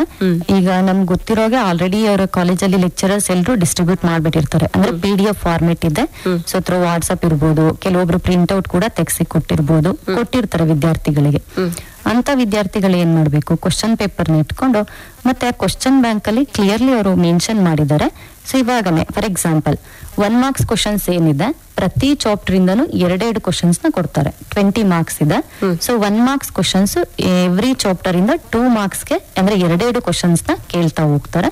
ಸೊ ಈ 2 ಕ್ವಶನ್ಸ್ ನ ಕೇಳ್ತಾ ಹೋದಾಗ ಅವರು ಏನು ಕ್ವಶನ್ಸ್ ಇರುತ್ತೆ ಅಂತ ಹೇಳಿದ್ರೆ, ಈಗ ಅದು ಪ್ರತಿ ಚಾಪ್ಟರ್ ಅಲ್ಲಿ 2 ಕ್ವಶನ್ ಬರುತ್ತೆ ಅಂತ ಹೇಳ್ಬೋದು. ಬಟ್ ಅದು ಮಲ್ಟಿಪಲ್ ಚಾಯ್ಸ್ ಕೇಳ್ತಾರ ಅಥವಾ ಫಿಲ್ ಇನ್ ದಿ ಬ್ಲಾಂಕ್ಸ್ ಕೇಳ್ತಾರ ಅಥವಾ ಮ್ಯಾಚ್ ದಿ ಫಾಲೋಯಿಂಗ್ ಕೇಳ್ತಾರ, ಇಲ್ಲ 1 ವರ್ಡ್ ಆರ್ 1 ಸೆಂಟೆನ್ಸ್ ಕೇಳ್ತಾರ ಅಂತ ಅಕ್ಯುರೇಟ್ ಆಗಿ ಹೇಳೋದಕ್ಕಾಗಲ್ಲ. ಬಟ್ 1 ಮಾರ್ಕ್ಸ್ ಅಂತ ಹೇಳಿದಾಗ ಅವರೆಲ್ಲವೂ ಪ್ರಿಪೇರ್ ಆಗ್ಬೇಕಾಗತ್ತೆ. ಪ್ರತಿ ಪಾಠದಿಂದನೂ ಕೂಡ 2 ಪ್ರಶ್ನೆಗಳನ್ನ ಕೇಳಿರ್ತಾರೆ ಖಂಡಿತವಾಗಿ. ಇದಾದ್ಮೇಲೆ 2 ಅಂಕದ ಪ್ರಶ್ನೆಗಳು ಅಂತ ಹೇಳಿ ಬಂದಾಗ 2 ಅಂಕದ ಪ್ರಶ್ನೆಗಳು ಅವಾಗಲೇ ಹೇಳಿದಾಗ ಪ್ಯಾಟರ್ನ್ ಅಲ್ಲಿ ಇದ್ದಂಗೆ ಕೇಳೋದು 5 ಕ್ವಶನ್ ಅಷ್ಟೇ ಕೇಳ್ತಾರೆ. ಸೊ ಅಲ್ಲಿ ಎಲ್ಲಾ ಚಾಪ್ಟರ್ ಅವ್ರು ಕೊಡೋದಿಕ್ ಬರೋದಿಲ್ಲ, 5 ಚಾಪ್ಟರ್ ಮಾತ್ರ ತಗೊಳ್ತಾರೆ. ಅದು ಯಾವ್ಯಾವ ಚಾಪ್ಟರ್ ಬರುತ್ತೆ? Chapter number 1, chapter number 3, chapter number 5, chapter number 7, then chapter number 10. ಈ 5 ಚಾಪ್ಟರ್ ಅಲ್ಲಿ ಕೇಳ್ತಾರೆ. ಮತ್ ಮಕ್ಳು ಇನ್ನ ಸುಲಭವಾಗಿ ಇದು ಆಡ್ ನಂಬರ್ಸ್ ಇದೆಲ್ಲ 1, 3, 5, 7 ಏನಿದೆ, ಲಾಸ್ಟ್ ಒಂದ್ಬಿಟ್ಟು ಮಿಕ್ಕಿರೋದೆಲ್ಲ ಆಡ್ ನಂಬರ್ಸ್ ಇದೆ. ಅದನ್ನ ನೆನಪಲ್ಲಿ ಇಟ್ಕೊಂಡು ಅವ್ರು ಆ ಚಾಪ್ಟರ್ ಗಳಲ್ಲಿ ಮಾತ್ರ 2 ಮಾರ್ಕ್ಸ್ ಓದಿದ್ರೆ ಸಾಕು. ಅಂದ್ರೆ ಎಲ್ಲಾ ಚಾಪ್ಟರ್ ಅಲ್ಲಿ 2 ಮಾರ್ಕ್ಸ್ ಓದುವಂತ ಅವಶ್ಯಕತೆ ಇರೋದಿಲ್ಲ. ಯಾವ ಚಾಪ್ಟರ್ ಅಲ್ಲಿ ಕೇಳ್ತಾರೆ 2 ಮಾರ್ಕ್ಸ್ಗೆ ಅಂತ ಚಾಪ್ಟರ್ ಅಲ್ಲಿ ಮಾತ್ರ ಅವರು 2 ಮಾರ್ಕ್ಸ್ ಕ್ವಶನ್ಸ್ಗೆ ಪ್ರಿಪೇರ್ ಆದ್ರೆ ಬೆಸ್ಟ್. ಅದ್ರಲ್ಲಿ 5 ಚಾಪ್ಟರ್ ಓದ್ಬೇಕಂತ ಇಲ್ಲ, ಅವ್ರು ಬರಿಬೇಕಿರೋದು 100 ಪ್ರಶ್ನೆಗಳಿಗೆ ಅಷ್ಟೇ ಉತ್ತರವನ್ನ ಬರೀಬೇಕು. ಅಂದ್ರೆ 5 ಕ್ವಶನ್ಸ್ ಅವ್ರು ಕೇಳಿರ್ತಾನೆ, ಅದ್ರಲ್ಲಿ 3 ಪ್ರಶ್ನೆಗಳಿಗೆ ಇವರು ಉತ್ತರವನ್ನ ಬರೀಬೇಕಾಗಿರುತ್ತೆ. ಅದರಿಂದ ಅಕ್ಯುರೇಟ್ ಆಗಿ ಯಾವ ಚಾಪ್ಟರ್ ಅಲ್ಲಿ ಕಡಿಮೆ ಕ್ವಶನ್ಸ್ ಇದೆ ಅನ್ನೋದನ್ನ ನೋಡ್ಕೊಂಡು, ಫಾರ್ ಎಕ್ಸಾಂಪಲ್ ಫಸ್ಟ್ ಚಾಪ್ಟರ್ ಅಂತ ಅಂದ್ರೇನೆ ಒಂದು 6 ರಿಂದ 7 ಕ್ವಶನ್ ಇದೆ. ಅದಾದ್ಮೇಲೆ ಅಂದ್ರೆ ತುಂಬಾ ಜಾಸ್ತಿ ಕ್ವಶನ್ಸ್ 10 ಕ್ವಶನ್ ವರ್ಗೂ ಇರೋ ಚಾಪ್ಟರ್ಸ್ ಇದೆ, ಅಥವಾ ಕೆಲವೊಂದು ಚಾಪ್ಟರ್ ಅಲ್ಲಿ 5 ಕ್ವಶನ್ಸ್ ಇದೆ. ಅಂತ ಚಾಪ್ಟರ್ ಯಾವ ಚಾಪ್ಟರ್ ಅಲ್ಲಿ ನಂಬರ್ ಆಫ್ ಕ್ವಶನ್ಸ್ ಕಡಿಮೆ ಇರುತ್ತೋ ಅಂತ ಚಾಪ್ಟರ್ ನ ಸೆಲೆಕ್ಟ್ ಮಾಡಿ ಯಾವ್ದಾದ್ರು 3 ಚಾಪ್ಟರ್ಗಳನ್ನ ಓದಿದ್ರೆ ಸಾಕವ್ರು. ಅಂದ್ರೆ ಇವಾಗ ಸ್ಟಾರ್ಟ್ ಮಾಡ್ತಾ ಇದೀವಿ ನಾವು ಅಂದಾಗ ಎಲ್ಲ ಓದೋದಿಕ್ಕಾಗಲ್ಲ, ಕಷ್ಟ ಆಗುತ್ತೆ ಅವ್ರಿಗೆ. ಅದರಿಂದ ಅವ್ರಿಗೆ ಎಷ್ಟು ಬೇಕೋ ಅಷ್ಟನ್ನ ಓದಿದ್ರೆ ಅವರು ಈಸಿಯಾಗಿ ಬರಿತಾ ಹೋಗ್ಬೋದು. ಮತ್ತೆ ಅದೇ ರೀತಿ ಈ 6 ಮಾರ್ಕ್ಸ್ ಕ್ವಶನ್ಸ್ ಏನಿದೆ, 6 ಮಾರ್ಕ್ಸ್ ಕ್ವಶನ್ಸ್ ಕೂಡ ಅಷ್ಟೇನೆ ಅವರು 6 ಮಾರ್ಕ್ಸ್ಗೆ 3 ಪ್ರಶ್ನೆಗಳನ್ನ ಅಟೆಂಡ್ ಮಾಡಬೇಕು. ಅದರಿಂದ 5 ಪಾಠಗಳಲ್ಲಿ ಪ್ರಶ್ನೆಗಳನ್ನ ಕೇಳ್ತಾರೆ. 5 ಚಾಪ್ಟರ್ನ ಅವರು ಪ್ರಾಕ್ಟೀಸ್ ಮಾಡೋದ್ರೊಗಿನ ಅವ್ರಿಗೆ ಯಾವ್ದು ಈಸಿ ಅನ್ಸುತ್ತೆ ಅಂತದ್ದು 3 ಚಾಪ್ಟರ್ಸ್ ನ ಏನ್ ಮಾಡ್ಬೋದು, ಈಸಿಯಾಗಿ ಪ್ರಾಕ್ಟೀಸ್ ಮಾಡ್ತಾ ಹೋಗ್ಬೋದು. ಆ 3 ಚಾಪ್ಟರ್ ಯಾವ್ದು ಈಸಿ ಇರುತ್ತೆ? ಫಾರ್ ಎಕ್ಸಾಂಪಲ್ ಈಗ ಫಸ್ಟ್ ಚಾಪ್ಟರ್ ಇರುವಂತದ್ದು profit and loss appropriation account ಇರ್ಬೋದು, ಅಥವಾ ಇಂಟ್ರೆಸ್ಟ್ ಆನ್ ಡ್ರಾಯಿಂಗ್ ಇರ್ಬೋದು. ಇದುವರೆಗೂ ವಿದ್ಯಾರ್ಥಿಗಳು ಫಸ್ಟ್ ಚಾಪ್ಟರ್ ಏನಿದೆ ಅದನ್ನ ಫಸ್ಟ್ ಟೆಸ್ಟ್ ಏನಿದೆ ಅವಾಗ ಅಟೆಂಡ್ ಮಾಡಿರ್ತಾರೆ, ದೆನ್ ಮಿಡ್ ಟರ್ಮ್ ಅಲ್ಲೂ ಅಟೆಂಡ್ ಮಾಡಿರ್ತಾರೆ. ಅದಾದ ನಂತರ ಇವಾಗ ಪ್ರಿಪರೇಟರಿನಲ್ಲೂ ಕೂಡ ಅಟೆಂಡ್ ಮಾಡಿರ್ತಾರೆ. ಅಂದ್ರೆ ಅದು ಒಂದೇ ಪ್ರಶ್ನೆಗೆ ಆಲ್ರೆಡಿ 3 ಸಲ ಅವರು ಪರೀಕ್ಷೆ ಬರ್ದಿರೋದ್ರಿಂದ ಅಂತ ಕ್ವಶನ್ಸ್ ಯಾವ್ದಿದೆ ಬಿಗಿನಿಂಗ್ ಅಲ್ಲಿ ಇರುವಂತದನ್ನ ಅವರು ಕಲ್ತಾ ಹೋದ್ರೆ ಈಸಿ ಆಗುತ್ತೆ, ಅಂದ್ರೆ ರಿವೈಸ್ಡ್ ಮಾಡ್ದಾಗ ಆಗುತ್ತೆ. ಸೊ ಆ ಚಾಪ್ಟರ್ ಅಂದ್ರೆ ಫಸ್ಟ್ ಚಾಪ್ಟರ್ ಅಲ್ಲಿ ಅವರು 6 ಮಾರ್ಕ್ಸ್ಗೆ ಸೆಲೆಕ್ಟ್ ಮಾಡ್ಕೋಬಹುದು. ಅದಾದ್ಮೇಲೆ 2 ಅಥವಾ 3ನೇ ಚಾಪ್ಟರ್ ಅಲ್ಲಿ ಒಂದು ಪ್ರಾಬ್ಲಮ್ ಕೇಳ್ತಾರೆ, sacrifice ratio, gain ratio or new profit sharing ರೇಷಿಯೋನ ಕೇಳ್ತಾರೆ. ಇದು ಕೂಡ ಸಿಂಪಲ್ ಪ್ರಾಬ್ಲಮ್. ಸೊ ಇಲ್ಲಿ ಗೇನ್ ರೇಷಿಯೋ ಮತ್ತೆ ಸ್ಯಾಕ್ರಿಫೈಸ್ ರೇಷಿಯೋ ಏನಿದೆ ಅದನ್ನ ಕೇಳಿದಾಗ ಓಲ್ಡ್ ರೇಷಿಯೋನು ಅವರೇ ಕೊಟ್ಟಿರ್ತಾರೆ, ನ್ಯೂ ರೇಷಿಯೋನು ಅವರೇ ಕೊಟ್ಟಿರ್ತಾರೆ. ಇವರು ಫಾರ್ಮುಲಾ ಹಾಕೊಂಡು ಅದೆರಡನ್ನು ಕೂಡ ಸಮನಾಗಿ, ಅಂತಂದ್ರೆ ಫಾರ್ಮುಲಾ ಹಾಕೋಬೇಕಾದ್ರೆ ಕನ್ಫ್ಯೂಸ್ ಆಗ್ಬಾರ್ದವ್ರು. ಈ ಫಾರ್ಮುಲಾ ಏನಿದೆ ಅದನ್ನ ಹಾಕಿ ಈಸಿಯಾಗಿ ಪ್ರಾಬ್ಲಮ್ ಅನ್ನು ಅವರು ಸಾಲ್ವ್ ಮಾಡಬಹುದು. ಅದೇ ರೀತಿ ಡೆತ್ ಆಫ್ ಎ ಪಾರ್ಟ್ನರ್ ಇರುತ್ತೆ. So death of a partner ಏನಿದೆ ಅದು ಒಂದು ಪ್ರಾಬ್ಲಮ್ ಕಂಪಲ್ಸರಿ ಇರುತ್ತೆ, ಲೈಕ್ ಪಾರ್ಟ್ನರ್ಸ್ ಕ್ಯಾಪಿಟಲ್ ಅಕೌಂಟ್ ತರನೇ ಇರುತ್ತೆ. ಅಲ್ಲೂ ಕೂಡ ಏನು ಬೇರೆ ಚೇಂಜಸ್ ಇರೋದಿಲ್ಲ. ಯಾಕೆಂತಂದ್ರೆ ಅಡ್ಮಿಷನ್, ರಿಟೈರ್ಮೆಂಟ್ ಅಥವಾ ಡಿಸಲ್ಯೂಷನ್ ಏನಿದೆ ಈ 12 ಮಾರ್ಕ್ಸ್ ಪ್ರಾಬ್ಲಮ್ಸ್ ನ ಮಾಡ್ಬೇಕಾದ್ರೆ 3 ಪ್ರಾಬ್ಲಮ್ಗಳಲ್ಲಿ ಕೂಡ ವಿದ್ಯಾರ್ಥಿಗಳು ಏನ್ ಮಾಡಿರ್ತಾರೆ, ಪಾರ್ಟ್ನರ್ಸ್ ಕ್ಯಾಪಿಟಲ್ ಅಕೌಂಟ್ ನ ಪ್ರಿಪೇರ್ ಮಾಡಿರ್ತಾರೆ. Death of a partner as it is partner capital account ತರನೇ ಇರುತ್ತೆ. ಸೊ ಅದರಿಂದ ಅವರು ಅದನ್ನು ಕೂಡ ಅಟೆಂಡ್ ಮಾಡ್ತಾ ಹೋಗ್ಬೋದು. ಇದಾದ್ಮೇಲೆ ಪಾರ್ಟ್ 2 ನಲ್ಲಿ ಲೆಕ್ಕಗಳು ಬರ್ತಾ ಹೋಗುತ್ತೆ. Statement of profit and loss ಮತ್ತೆ ಬ್ಯಾಲೆನ್ಸ್ ಶೀಟ್ ಅನ್ನ ಕೇಳ್ತಾರೆ. ಈ ಚಾಪ್ಟರ್ ಅಲ್ಲಿ ಇರುವಂತ ಈ 6 ಅಂಕದ ಪ್ರಶ್ನೆಗಳು ಏನಿದೆ ಇದನ್ನ ಕಲ್ತ್ರೆ ಅವರು 6 ಅಂಕಕ್ಕೂ ಬರೀಬಹುದು, 12 ಅಂಕಗಳಿಗೂ ಕೂಡ ಬರೀಬಹುದು. ಅಂದ್ರೆ ಅದು ಒಂದು ಪ್ರಾಬ್ಲಮ್ ಏನಿದೆ ಅದು ಕಲ್ತ್ಕೊಂಡ್ರೆ ಅವ್ರು ನೀಟಾಗಿ 18 ಅಂಕಗಳನ್ನ ಪಡೆಯೋ ಅಂತ ಸಾಧ್ಯತೆ ಇರುತ್ತೆ. ಅಂದ್ರೆ ಬ್ಯಾಲೆನ್ಸ್ ಶೀಟ್ ಅಂದ್ರೆ ಯಾವ ಹೆಡ್ಗೆ ಯಾವ್ದು ತಗೊಳ್ತಾ ಹೋಗ್ತೀವಿ ನಾವು. ಈಗ ಫಾರ್ ಎಕ್ಸಾಂಪಲ್ ಹೆಡ್ ಆಗಿ ಏನಂತ ಅಂದ್ರೆ ಫಸ್ಟ್ ಏನ್ ಮಾಡ್ತೀವಿ ನಾವು, ಈಕ್ವಿಟಿ ಅಂಡ್ ಲಯಾಬಿಲಿಟೀಸ್ ಅಂತ ಹೇಳಿ ತಗೊಳ್ತೀವಿ. ಅದರಲ್ಲಿ ಮತ್ತೆ ಸಬ್ ಹೆಡ್ ಮಾಡ್ತಾ ಬರ್ತೀವಿ. ಶೇರ್ ಹೋಲ್ಡರ್ಸ್ ಫಂಡ್ ಇರ್ಬೋದು, ನಾನ್ ಕರೆಂಟ್ ಲಯಾಬಿಲಿಟೀಸ್ ಇರ್ಬೋದು, ಅದರ್ವೈಸ್ ಕರೆಂಟ್ ಲಯಾಬಿಲಿಟೀಸ್ ಇರ್ಬೋದು. ಸೊ ಇದಿಷ್ಟು ಇದ್ದಾಗ ಯಾವ್ದಕ್ಕೆ ಯಾವ ಉತ್ತರ ತಗೋಬೇಕು, ಅಂದ್ರೆ ಯಾವ ಹೆಡ್ಗೆ ಯಾವ್ದು ಐಟಮ್ಸ್ ಬರುತ್ತೆ ಅಂತ ಹೇಳಿ ಅವರು 6 ಮಾರ್ಕ್ಸ್ ಪ್ರಾಬ್ಲಮ್ ಅಲ್ಲೇ ಮಾಡ್ಬಿಟ್ಟಿರ್ತಾರೆ, ಗೊತ್ತಿರುತ್ತೆ ಅವ್ರಿಗೆ. ಸೊ ಅದಷ್ಟು ಕಲ್ತ್ರೆ 18 ಮಾರ್ಕ್ಸ್ ಪ್ರಾಬ್ಲಮ್ ಕೂಡ ಅವರು ಈಸಿಯಾಗಿ ಅಟೆಂಡ್ ಮಾಡ್ಬೋದು. ಹಂಗಾಗಿ ಇದಿಷ್ಟು ಲೆಕ್ಕಗಳನ್ನ ಓದ್ಕೊಂಡ್ರೇನೆ ಸಾಕು. ಇಡೀ ಸಿಲೆಬಸ್ ಓದೋದ್ರಕ್ಕಿಂತ ಅವ್ರ ಈ 3 ರಿಂದ 4 ಲೆಕ್ಕಗಳನ್ನ ಕಲ್ತ್ರೆ ಆರಾಮಾಗಿ 18 ಮಾರ್ಕ್ಸ್ ಅನ್ನ ತಗೊಳ್ತಾ ಹೋಗ್ಬೋದು. ನೇರ ಫೋನಿನ ಕಾರ್ಯಕ್ರಮ ಇದು. ವಿದ್ಯಾರ್ಥಿಗಳು ಅವ್ರಿಗೇನಾದ್ರೂ ಡೌಟ್ಗಳಿದ್ರೆ ಕರೆ ಮಾಡಿ ಉತ್ತರವನ್ನ ಪಡೆದುಕೊಳ್ಬಹುದು. ದೂರವಾಣಿ ಸಂಖ್ಯೆಗಳನ್ನ ಮತ್ತೊಮ್ಮೆ ಹೇಳ್ತೀನಿ: 245258 246 ಹಾಸನದ ಹೊರಗಿನಿಂದ ಕರೆ ಮಾಡುವವರು 08172 ಈ STD ಸಂಖ್ಯೆಯನ್ನ ಬಳಸಬಹುದು. ಇವತ್ತಿನ ಕಾರ್ಯಕ್ರಮದಲ್ಲಿ ಲೆಕ್ಕಶಾಸ್ತ್ರ ವಿಷಯಕ್ಕೆ ಸಂಬಂಧಪಟ್ಟ ಹಾಗೆ ಮಾಹಿತಿಯನ್ನ ಮಾಡಿಕೊಡ್ತಾ ಇರೋರು ಉಪನ್ಯಾಸಕರಾದ ಪೂಜಾ ಮೇಡಮ್. ಈಗ ನಮ್ಗೆ ಒಂದು 50-60 ಅಂಕಗಳು ಫಸ್ಟ್ ಕ್ಲಾಸ್ ಬರ್ಬೇಕು ಅನ್ನೋ ತರದ ವಿದ್ಯಾರ್ಥಿಗಳು ಹೀಗೆ ವಿಭಾಗ ಮಾಡೋದೇ ತಪ್ಪು. ಎಲ್ಲಾನು ಓದ್ಬೇಕು, ಆದ್ರೂನು ಔಟ್ ಆಫ್ ಔಟ್ ತೆಗಿಯೋರಂತೂ ಎಲ್ಲಾನು ಓದ್ಬೇಕಾಗುತ್ತೆ. ಹೌದು, ಅವರು ಪ್ರತಿಯೊಂದನ್ನು ಕೂಡ ಓದ್ಬೇಕಾಗುತ್ತೆ. ಅಂದ್ರೆ ಇವೆರಡರ ಬಗ್ಗೆನೂ ಮಾತಾಡ್ಬಿಟ್ಟು ನಾವು ಎಕ್ಸ್ಪೆಕ್ಟೆಡ್ ಕ್ವಶನ್ಸ್ ಅಂದ್ರೆ ಯಾವ್ದು ಬರಬಹುದು. ಇವಾಗ 50 to 60 ಏನಿದೆ ಈ ರೇಂಜ್ ಅಲ್ಲಿ, ಅಂದ್ರೆ ನಾನು ಫಸ್ಟ್ ಕ್ಲಾಸ್ ಬರಬೇಕು ಅಂತೇಳಿ ಅನ್ಕೊಳ್ಳುವಂತ ವಿದ್ಯಾರ್ಥಿಗಳು ಏನಿರ್ತಾರೆ, ಅವರು ನಾವಿಲ್ಲಿ ನೋಡಿದಾಗ ಈಗ ಔಟ್ ಆಫ್ ಔಟ್ ಸ್ಕೋರ್ ಮಾಡೋರು ಅಷ್ಟೇ, 50 to 60 ತೆಗಿಬೇಕನ್ನೋರು ಅಷ್ಟೇ. ಮಕ್ಕಳಲ್ಲಿ ಹೇಗಿರುತ್ತೆ ಅಂತ ಅಂದ್ರೆ, ಈ ಅಕೌಂಟೆನ್ಸಿ ಅಂತಂದ್ರೆ ಅವ್ರ ತಲೆಯಲ್ಲಿ ಲೆಕ್ಕ ಅದಷ್ಟೇ ಇರುವಂತದ್ದು. ಅಂದ್ರೆ ಥಿಯರಿ ಪಾರ್ಟ್ ಏನಿರುತ್ತೆ ಅದನ್ನ ತುಂಬಾ ನೆಗ್ಲೆಕ್ಟ್ ಮಾಡುವಂತದ್ದು, ಅಥವಾ ಅವ್ರ ಅದನ್ನ ಅರ್ಥ ಮಾಡ್ಕೊಳ್ಳೋದ್ರಲ್ಲಿ ಫೇಲ್ಯೂರ್ ಆಗ್ತಾ ಹೋಗ್ತಾರೆ. ಈಗ ಥಿಯರಿ ಏನ್ ಕೇಳಿರ್ತಾರೆ ಅಂದ್ರೆ, ಇವ್ರು ಏನು ಲೆಕ್ಕಗಳನ್ನ ಮಾಡ್ತಾರೋ ಅಥವಾ ಅಲ್ಲಿ ಏನು ಲೆಕ್ಕಗಳಿಗೆ ಮೆಥಡ್ ಅನ್ನ ಇವರು ಬಳಸ್ತಾ ಹೋಗ್ತಾರೋ ಅದನ್ನೇ ಥಿಯರಿನಲ್ಲಿ ಕೇಳಿರ್ತಾರೆ. ಇವ್ರು ಪ್ರಾಕ್ಟಿಕಲಿ ಹೇಳಿದಾಗ ಪ್ರಾಬ್ಲಮ್ಸ್ ಏನಿದೆ ಅದನ್ನ ಈಸಿಯಾಗಿ ಮಾಡ್ತಾರೆ, ಬಟ್ ಥಿಯರಿಯನ್ನ ಬರಿಬೇಕಾದ್ರೆ ಕನ್ಫ್ಯೂಸ್ ಆಗೋದು ಜಾಸ್ತಿ ಮಕ್ಕಳು. ಮತ್ತೆ ಲಾಸ್ಟ್ ಎಲ್ಲ ಹೇಗಿರ್ತಿತ್ತು ಅಂತ ಅಂದ್ರೆ, ನಮ್ಗೆ ಈಗ 12 ಅಂಕದ 3 ಪ್ರಶ್ನೆಗಳಿರೋ ಕಡೆ 12 ಅಂಕಕ್ಕೆ 4 ಪ್ರಶ್ನೆಗಳನ್ನ ಕೇಳ್ತಾ ಇದ್ರು, ಮತ್ತೆ 6 ಅಂಕದ 4 ಪ್ರಶ್ನೆಗಳನ್ನ ಕೇಳ್ತಾ ಇದ್ರು. ಅಂದ್ರೆ ನಮ್ಗೆ 100 ಮಾರ್ಕ್ಸ್ಗೆ ಯಾವಾಗ ಎಕ್ಸಾಮ್ ಬರೀತಿದ್ವಿ ಅವಾಗ ನಮ್ಗೆ ಮಿನಿಮಮ್ ಅಂತ ಅಂದ್ರೆ ಒಂದು 15 to 12 ಮಾರ್ಕ್ಸ್ ಈ ರೇಂಜ್ ಅಲ್ಲಿ ಮಾತ್ರ, 12 to 15 ಈ ರೇಂಜ್ ಅಲ್ಲಿ ಥಿಯರಿಗೆ ಇರ್ತಾ ಇತ್ತು. ಸೊ ಏನಿತ್ತು, ಬರೀ ಕ್ವಶನ್ಸ್ 1 ಮಾರ್ಕ್ಸ್ 2 ಮಾರ್ಕ್ಸ್ ಅಷ್ಟೇ ಓದ್ಕೋತಾ ಇದ್ರು ಮಕ್ಕಳು. ಬಟ್ ಇವಾಗ ಏನಾಗಿದೆ ಅಂತ ಅಂದ್ರೆ, ನಮ್ಗೆ 1 ಅಂಕಕ್ಕೇನೆ 20 ಪ್ರಶ್ನೆಗಳನ್ನ ಕೇಳ್ತಾರೆ, ಥಿಯರಿ ಇರುತ್ತೆ, ಅದ್ರಲ್ಲೆಲ್ಲೋ ಒಂದೊಂದು ಸಿಂಪ್ಲಿಫೈ ಅಂದ್ರೆ ಸಿಂಪಲ್ ಪ್ರಾಬ್ಲಮ್ಸ್ ಅನ್ನ ಅವರು ಆಡ್ ಮಾಡ್ತಾ ಹೋಗ್ಬೋದು. ಅದಾದ್ಮೇಲೆ 2 ಅಂಕಗಳಿಗೂ ಕೂಡ 6 ಮಾರ್ಕ್ಸ್ಗೆ ಏನು ಉತ್ತರ ಬರೀತಾ ಹೋಗ್ತಾರೆ 3 ಪ್ರಶ್ನೆಗಳು, ಅದು ಕೂಡ ಥಿಯರಿ ಇರುತ್ತೆ. ಅಂದ್ರೆ ಒಟ್ಟಾರೆಯಾಗಿ 26 ಅಂಕಗಳಿಗೆ ಅವರು ಥಿಯರಿಯನ್ನ ಅಟೆಂಡ್ ಮಾಡ್ಬೇಕಾಗಿರೋದ್ರಿಂದ ಥಿಯರಿಗೆ ಸ್ವಲ್ಪ ಜಾಸ್ತಿ ಉತ್ತರನ ನೀಡಬೇಕಾಗುತ್ತೆ. ಪ್ರಾಬ್ಲಮ್ಸ್ ಏನ್ ಮಾಡ್ತಾರೆ, ಪ್ರಾಕ್ಟೀಸ್ ಮಾಡಿರ್ತಾರೆ, ಅದನ್ನ ಮಾಡ್ಬಿಡ್ತಾರೆ ಪ್ರಾಬ್ಲಮ್. ಥಿಯರಿಯನ್ನ ಏನ್ ಮಾಡ್ತಾ ಹೋಗ್ಬೇಕು ಪ್ರತಿಯೊಬ್ರು ಕೂಡ, ಅಂದ್ರೆ ಯಾರಿಗ 50 to 60 ಬರಬೇಕು ಅಥವಾ ನಂಗೆ ಔಟ್ ಆಫ್ ಔಟ್ ಬರ್ಬೇಕನ್ನುವಂತ ಮಕ್ಕಳು ಏನ್ ಮಾಡ್ತಾ ಹೋಗ್ಬೇಕಂತಂದ್ರೆ ಥಿಯರಿ ಕಡೆ ಗಮನವನ್ನ ಕೊಡ್ಬೇಕು. ಮತ್ತೆ ಈ ಮಲ್ಟಿಪಲ್ ಚಾಯ್ಸ್ ಕ್ವಶನ್ಸ್ ಏನಿದೆ, ಇವಾಗ ಹಾರ್ಟ್ಸ್ ಕ್ವಶನ್ಸ್ ನಾವು ಆಡ್ ಮಾಡಿದೀವಿ ಅಂತೇಳಿ ಹೇಳಿದ್ದಾರೆ. So higher order thinking skill ಅಂತೇಳಿ. ಸೊ ಇಲ್ಲಿ ಆಸ್ ಇಟ್ ಈಸ್ ಬುಕ್ ಅಲ್ಲಿ ಇರೋ ಹಾಗೆ ಕೊಡೋದಿಲ್ಲ, ಮಕ್ಕಳು ಆ ಕ್ವಶನ್ ನ ಓದಿ ಅವರೇನೆ ಅನಲೈಸ್ ಮಾಡಬೇಕು, ಅವರೇನೆ ಅದಕ್ಕೆ ಉತ್ತರವನ್ನ ಬರೀಬೇಕಾಗಿರುತ್ತೆ. ಸೊ ಅವರ ಥಿಂಕಿಂಗ್ ಕೆಪಾಸಿಟಿ ಏನಿದೆ ಅನ್ನೋದನ್ನ ತಿಳ್ಕೊಳ್ಳೋದಕ್ಕೋಸ್ಕರ ಈ ಆರ್ಟ್ಸ್ ಕ್ವಶನ್ ಏನಿದೆ ಆಡ್ ಮಾಡಿದ್ದಾರೆ. ಮಲ್ಟಿಪಲ್ ಚಾಯ್ಸ್ ಅಲ್ಲೆಲ್ಲ ಸಿಮಿಲರ್ ಇರುತ್ತೆ, ಏನು ಚಾಯ್ಸಸ್ ಕೊಟ್ಟಿರ್ತಾರೋ ಅದು ಸಿಮಿಲರ್ ಇರುತ್ತೆ. ಸೊ ಸಿಮಿಲರ್ ಇದ್ದಾಗ ಏನ್ ಮಾಡ್ಬೇಕಾಗತ್ತೆ ಅಂದ್ರೆ, ಮಕ್ಕಳು ಅದನ್ನ ಸರಿಯಾಗಿ ಓದಿ ಅದನ್ನ ಅರ್ಥ ಮಾಡ್ಕೊಂಡು ಆಮೇಲೆ ಉತ್ತರವನ್ನ ಬರೀಬೇಕಾಗುತ್ತೆ. ಮತ್ತೆ ಇನ್ನ ಕೆಲವೊಬ್ರು ಏನ್ ಮಾಡ್ತಾ ಇದ್ರು, ಇವಾಗ ಎಕ್ಸಾಮ್ ಇವ್ಯಾಲ್ಯೂಯೇಷನ್ಗೆಲ್ಲ ಹೋದಾಗ ಈ ಮಲ್ಟಿಪಲ್ ಚಾಯ್ಸ್ ಇರ್ಬೋದು ಅಥವಾ fill in the blanks 1 marks questions ಏನಿದೆ ಅದು ನೀವು ಫಸ್ಟ್ ಏನ್ ಆನ್ಸರ್ ಬರ್ದಿರ್ತೀರಾ ಅದನ್ನೇ ಕನ್ಸಿಡರ್ ಮಾಡುವಂತದ್ದು. ಈಗ ನೀವು ಫಸ್ಟ್ ಪೇಜ್ ಅಲ್ಲಿ ಫಾರ್ ಎಕ್ಸಾಂಪಲ್ ಈಗ ಒಂದು ಮಲ್ಟಿಪಲ್ ಚಾಯ್ಸ್ ಕ್ವಶನ್ ಇದೆ, ಕ್ವಶನ್ ನಂಬರ್ 2 ಹಾಕಿದಿರಾ, ಆನ್ಸರ್ ಯಾವ್ದು ಸಿ ನೋ ಡಿ ಏನೋ ಒಂದು ಆನ್ಸರ್ ಸಿ ಅಂತ ಹಾಕಿದಿರಾ. ಸೊ ಅದಾದ್ಮೇಲೆ ಮತ್ತೆ ಎಲ್ಲೋ ಲಾಸ್ಟ್ ಪೇಜ್ ಅಲ್ಲಿ ಒಂದ್ ಕಡೆ ಸೇಮ್ ಕ್ವಶನ್ ನಂಬರ್ ಹಾಕಿ ನೀವು ಡಿ ಅಂತ ಹೇಳಿ ಬರ್ದು ಅದು ಉತ್ತರ ಸರಿ ಇದ್ರೂ ಕೂಡ ಕನ್ಸಿಡರ್ ಮಾಡೋದಿಲ್ಲ. ಸೊ ಫಸ್ಟ್ ನೀವು ಯಾವ್ದನ್ನ ಆನ್ಸರ್ ಬರ್ದಿರ್ತೀರ ಅದೇ ಉತ್ತರವನ್ನ ಕನ್ಸಿಡರ್ ಮಾಡುವಂತದ್ದು. ಬಟ್ ಪ್ರಾಬ್ಲಮ್ ಅಲ್ಲಿ ಹಾಗಾಗಲ್ಲ. ಪ್ರಾಬ್ಲಮ್ ಇನ್ ಕೇಸ್ ಏನಾದ್ರೂ ಮಿಸ್ಟೇಕ್ ಆದ್ರೂ ನೀವು ಎಕ್ಸ್ಟ್ರಾಸ್ ನ ಅಟೆಂಡ್ ಮಾಡಿದಾಗ ಏನ್ ಮಾಡ್ತಾರೆ ಅಂತ ಹೇಳಿದ್ರೆ, ಯಾವ ಪ್ರಾಬ್ಲಮ್ಗೆ ಹೆಚ್ಚು ಅಂಕ ಬರುತ್ತೆ ಅಥವಾ ಯಾವ್ದು ಪ್ರಾಬ್ಲಮ್ ಸರಿ ಇರುತ್ತೋ ಅದನ್ನ ಕನ್ಸಿಡರ್ ಮಾಡ್ತಾ ಹೋಗ್ತಾರೆ. ವಿದ್ಯಾರ್ಥಿ ಹಿತದೃಷ್ಟಿಯಿಂದ ಕನ್ಸಿಡರ್ ಮಾಡ್ತಾರೆ. ಬಟ್ ಸ್ಟ್ರಿಕ್ಟ್ಲಿ 1 ಮಾರ್ಕ್ಸ್ ಕ್ವಶನ್ಸ್ ಏನಿದೆ ಇದರಲ್ಲಿ 2 ಸಲ ಬರ್ದಿದ್ರೆ ಅದನ್ನ ಕನ್ಸಿಡರ್ ಮಾಡೋದಿಲ್ಲ. ನೀವು ಫಸ್ಟ್ ಟೈಮ್ ಏನ್ ಆನ್ಸರ್ ಬರ್ದಿರ್ತೀರಾ ಅದನ್ನ ಮಾತ್ರ ಅವರು ಕನ್ಸಿಡರ್ ಮಾಡ್ತಾ ಹೋಗ್ತಾರೆ. ಹೊಡೆದಾಕಿದ್ರೆ ಮಾತ್ರ ಕಾಟ್ ಮಾಡಿದ್ರೆ ನೆಕ್ಸ್ಟ್ ತಗೊಳ್ತಾರೆ. ಬಟ್ ನೀವು ಹೊಡೆದಾಕ್ತೇನೆ ಏನು ಕಾಟ್ ಏನು ಮಾಡಿದ್ರ ಅದನ್ನು ಹಾಗೆ ಬಿಟ್ಟು ಇನ್ನೊಂದು ಉತ್ತರನು ಹಾಗೆ ಬರ್ದಿದ್ರೆ ಅದನ್ನ ಕನ್ಸಿಡರ್ ಮಾಡೋದಕ್ಕೆ ಬರೋದಿಲ್ಲ.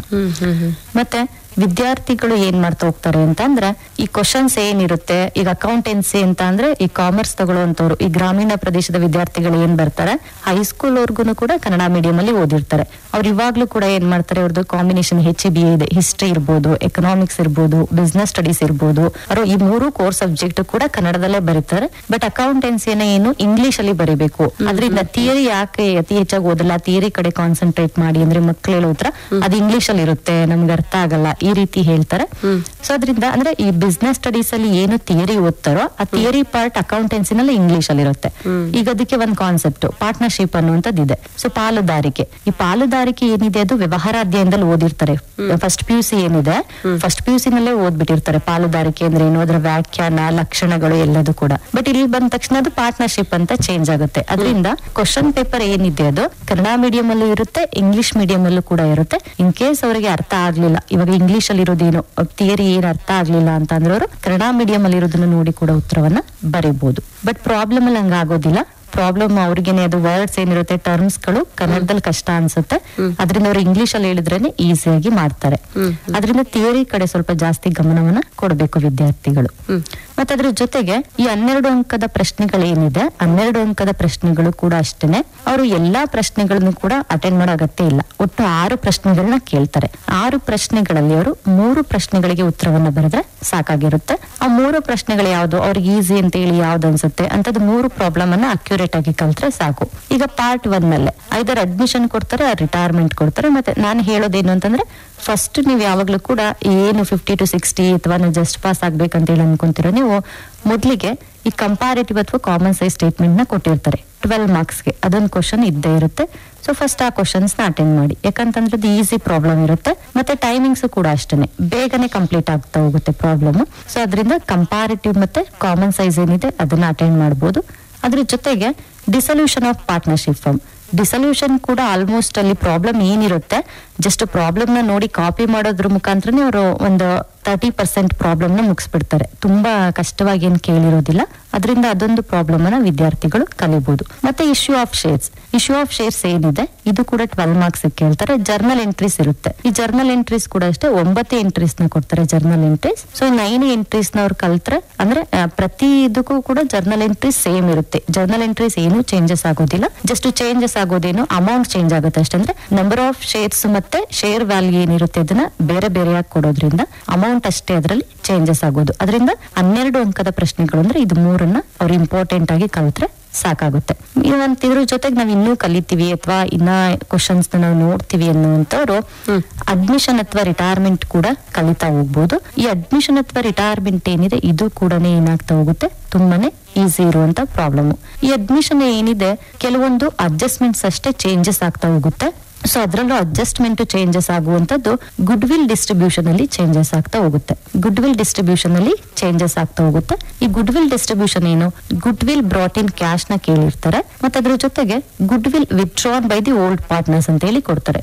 ವಿತ್ಡ್ರಾನ್ ಅಲ್ಲಿ ಏನ್ ಹೇಳ್ತಾ ಹೋಗ್ಬೋದು, fully withdrawn by the old partners ಅಥವಾ half goodwill withdrawn by the old partners ಅಂತ ಕೇಳ್ಬೋದು. Otherwise retained in the business ಅಂತ ಕೇಳ್ಬೋದು. ಈ 3 ಕೇಸಸ್ ಅಲ್ಲಿ ಗುಡ್ ವಿಲ್ ಡಿಸ್ಟ್ರಿಬ್ಯೂಷನ್ ನ ಕೇಳ್ತಾರೆ. ಅದರಲ್ಲಿ ಫುಲ್ಲಿ ವಿತ್ಡ್ರಾನ್ ಅಂತ ಅಂದ್ರೆ ಪೂರ್ತಿ ಅಮೌಂಟ್ ಅಂದ್ರೆ ನ್ಯೂ ಪಾರ್ಟ್ನರ್ ಏನ್ ತಂದಿರ್ತಾನೋ ಗುಡ್ ವಿಲ್ ಅದನ್ನ ಪೂರ್ತಿಯಾಗಿ ಓಲ್ಡ್ ಪಾರ್ಟ್ನರ್ಸ್ ತಗೊಳ್ತಾ ಇದ್ದಾರೆ ಅಂತೇಳಿ. ಅಂದ್ರೆ ಅದು ಅಕೌಂಟ್ ಅಲ್ಲಿ ಎಲ್ಲೂ ಕೂಡ ಗುಡ್ ವಿಲ್ ಉಳಿಯೋದಿಲ್ಲ, ಅವರಿಬ್ರು ತಗೊಳ್ತಾರೆ.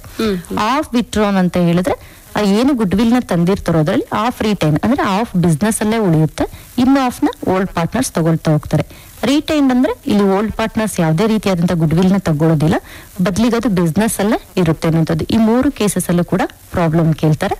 ಮತ್ತೆ ಲಾಸ್ಟ್ ಇಯರ್ ಎಲ್ಲ ಏನಾಗ್ತಿತ್ತು ಅಂತಂದ್ರೆ ನಮ್ಗೆ ಈ ಅಡ್ಮಿಷನ್ ಅಲ್ಲಿ ಕ್ಯಾಪಿಟಲ್ ಅಡ್ಜಸ್ಟೆಡ್ ಏನಿದೆ ಪ್ರಾಬ್ಲಮ್ ಸ್ವಲ್ಪ ಕೇಳುವಂತದ್ದು ತುಂಬಾ ರೇರ್ ಇತ್ತು, ಕ್ಯಾಪಿಟಲ್ ಅಡ್ಜಸ್ಟೆಡ್ ಪ್ರಾಬ್ಲಮ್. ಬಟ್ ಈ ಸಲ ಹಾಗಿಲ್ಲ, ನಿಮ್ಗೆ ಕ್ಯಾಪಿಟಲ್ ಅಡ್ಜಸ್ಟೆಡ್ ಪ್ರಾಬ್ಲಮ್ಸ್ ಏನಿದೆ ಅದನ್ನ ಕೇಳಿದ್ರು ಕೂಡ ಕೇಳ್ಬೋದು. ಅದರಲ್ಲಿ 12 ಮಾರ್ಕ್ಸ್ಗೆ ಸ್ವಲ್ಪ ಕ್ಯಾಲ್ಕುಲೇಷನ್ ಜಾಸ್ತಿ ಆಗುತ್ತೆ ಅಂತ ಹೇಳಿ ಅನ್ಕೊಂಡ್ರು ನಂಬರ್ ಆಫ್ ಅಡ್ಜಸ್ಟ್ಮೆಂಟ್ಸ್ ಏನಿದೆ ಅದನ್ನ ಕಡಿಮೆ ಮಾಡ್ತಾರೆ. ಈಗ ಪ್ರಾಬ್ಲಮ್ ಏನ್ ಕೊಡ್ತಾರೆ, ಬ್ಯಾಲೆನ್ಸ್ ಶೀಟ್ ಕೊಟ್ಟಿರ್ತಾರೆ, ಅದ್ರ ಜೊತೆಗೆ ನಂಬರ್ ಆಫ್ ಅಡ್ಜಸ್ಟ್ಮೆಂಟ್ಸ್ ಒಂದು 4 to 5 ಅಡ್ಜಸ್ಟ್ಮೆಂಟ್ಸ್ ನ ಕೊಟ್ಟಿರ್ತಾ ಇದ್ರು. ಕ್ಯಾಪಿಟಲ್ ಅಡ್ಜಸ್ಟೆಡ್ ಕೇಳಿದ್ರೆ in case new profit sharing ratio ಏನಿದೆ ಅದರಲ್ಲಿ ಕ್ಯಾಪಿಟಲ್ ನ ಅಡ್ಜಸ್ಟ್ಮೆಂಟ್ಸ್ ಮಾಡಿ ಅಂತ ಹೇಳಿ ಏನಾದ್ರು ಅಡ್ಮಿಷನ್ ಪ್ರಾಬ್ಲಮ್ ನ ಕೇಳಿದ್ರೆ ಅಡ್ಜಸ್ಟ್ಮೆಂಟ್ಸ್ ಗಳ ಸಂಖ್ಯೆನ ಏನ್ ಮಾಡ್ತಾರೆ, ಕಡಿಮೆ ಮಾಡ್ತಾರೆ. 1, 2 ಅಥವಾ 3 ಅಡ್ಜಸ್ಟ್ಮೆಂಟ್ಸ್ ನ ಕೊಡಬಹುದು ರಿವ್ಯಾಲ್ಯೂಷನ್ ಅಕೌಂಟ್ಗೆ. ಅದರಿಂದ ವಿದ್ಯಾರ್ಥಿಗಳು 2 ವಿಧದಲ್ಲೂ ಕೂಡ ಈ ಪ್ರಾಬ್ಲಮ್ಗೆ ಪ್ರಿಪೇರ್ ಆಗ್ತಾ ಹೋಗ್ಬೇಕಾಗುತ್ತೆ. ಅಡ್ಮಿಷನ್ ಮತ್ತೆ ರಿಟೈರ್ಮೆಂಟ್ ಎರಡಕ್ಕೂ ಕೂಡ ತುಂಬಾ ಅಂತ ವ್ಯತ್ಯಾಸಗಳೇನಿಲ್ಲ. ನಾವು ಗುಡ್ ವಿಲ್ ಡಿಸ್ಟ್ರಿಬ್ಯೂಷನ್ ಮಾಡ್ಬೇಕಾದ್ರೆ ಪ್ರಾಫಿಟ್ ಅಂಡ್ ಲಾಸ್ ನ ಡಿಸ್ಟ್ರಿಬ್ಯೂಷನ್ ಮಾಡ್ಬೇಕಾದ್ರೆ ಅಷ್ಟೇ ಸ್ವಲ್ಪ ಚೇಂಜಸ್ ಆಗುತ್ತೆ. ಆ ಚೇಂಜಸ್ ನ ನೋಡ್ಕೊಂಡ್ರೆ 2 ಪ್ರಾಬ್ಲಮ್ ಕೂಡ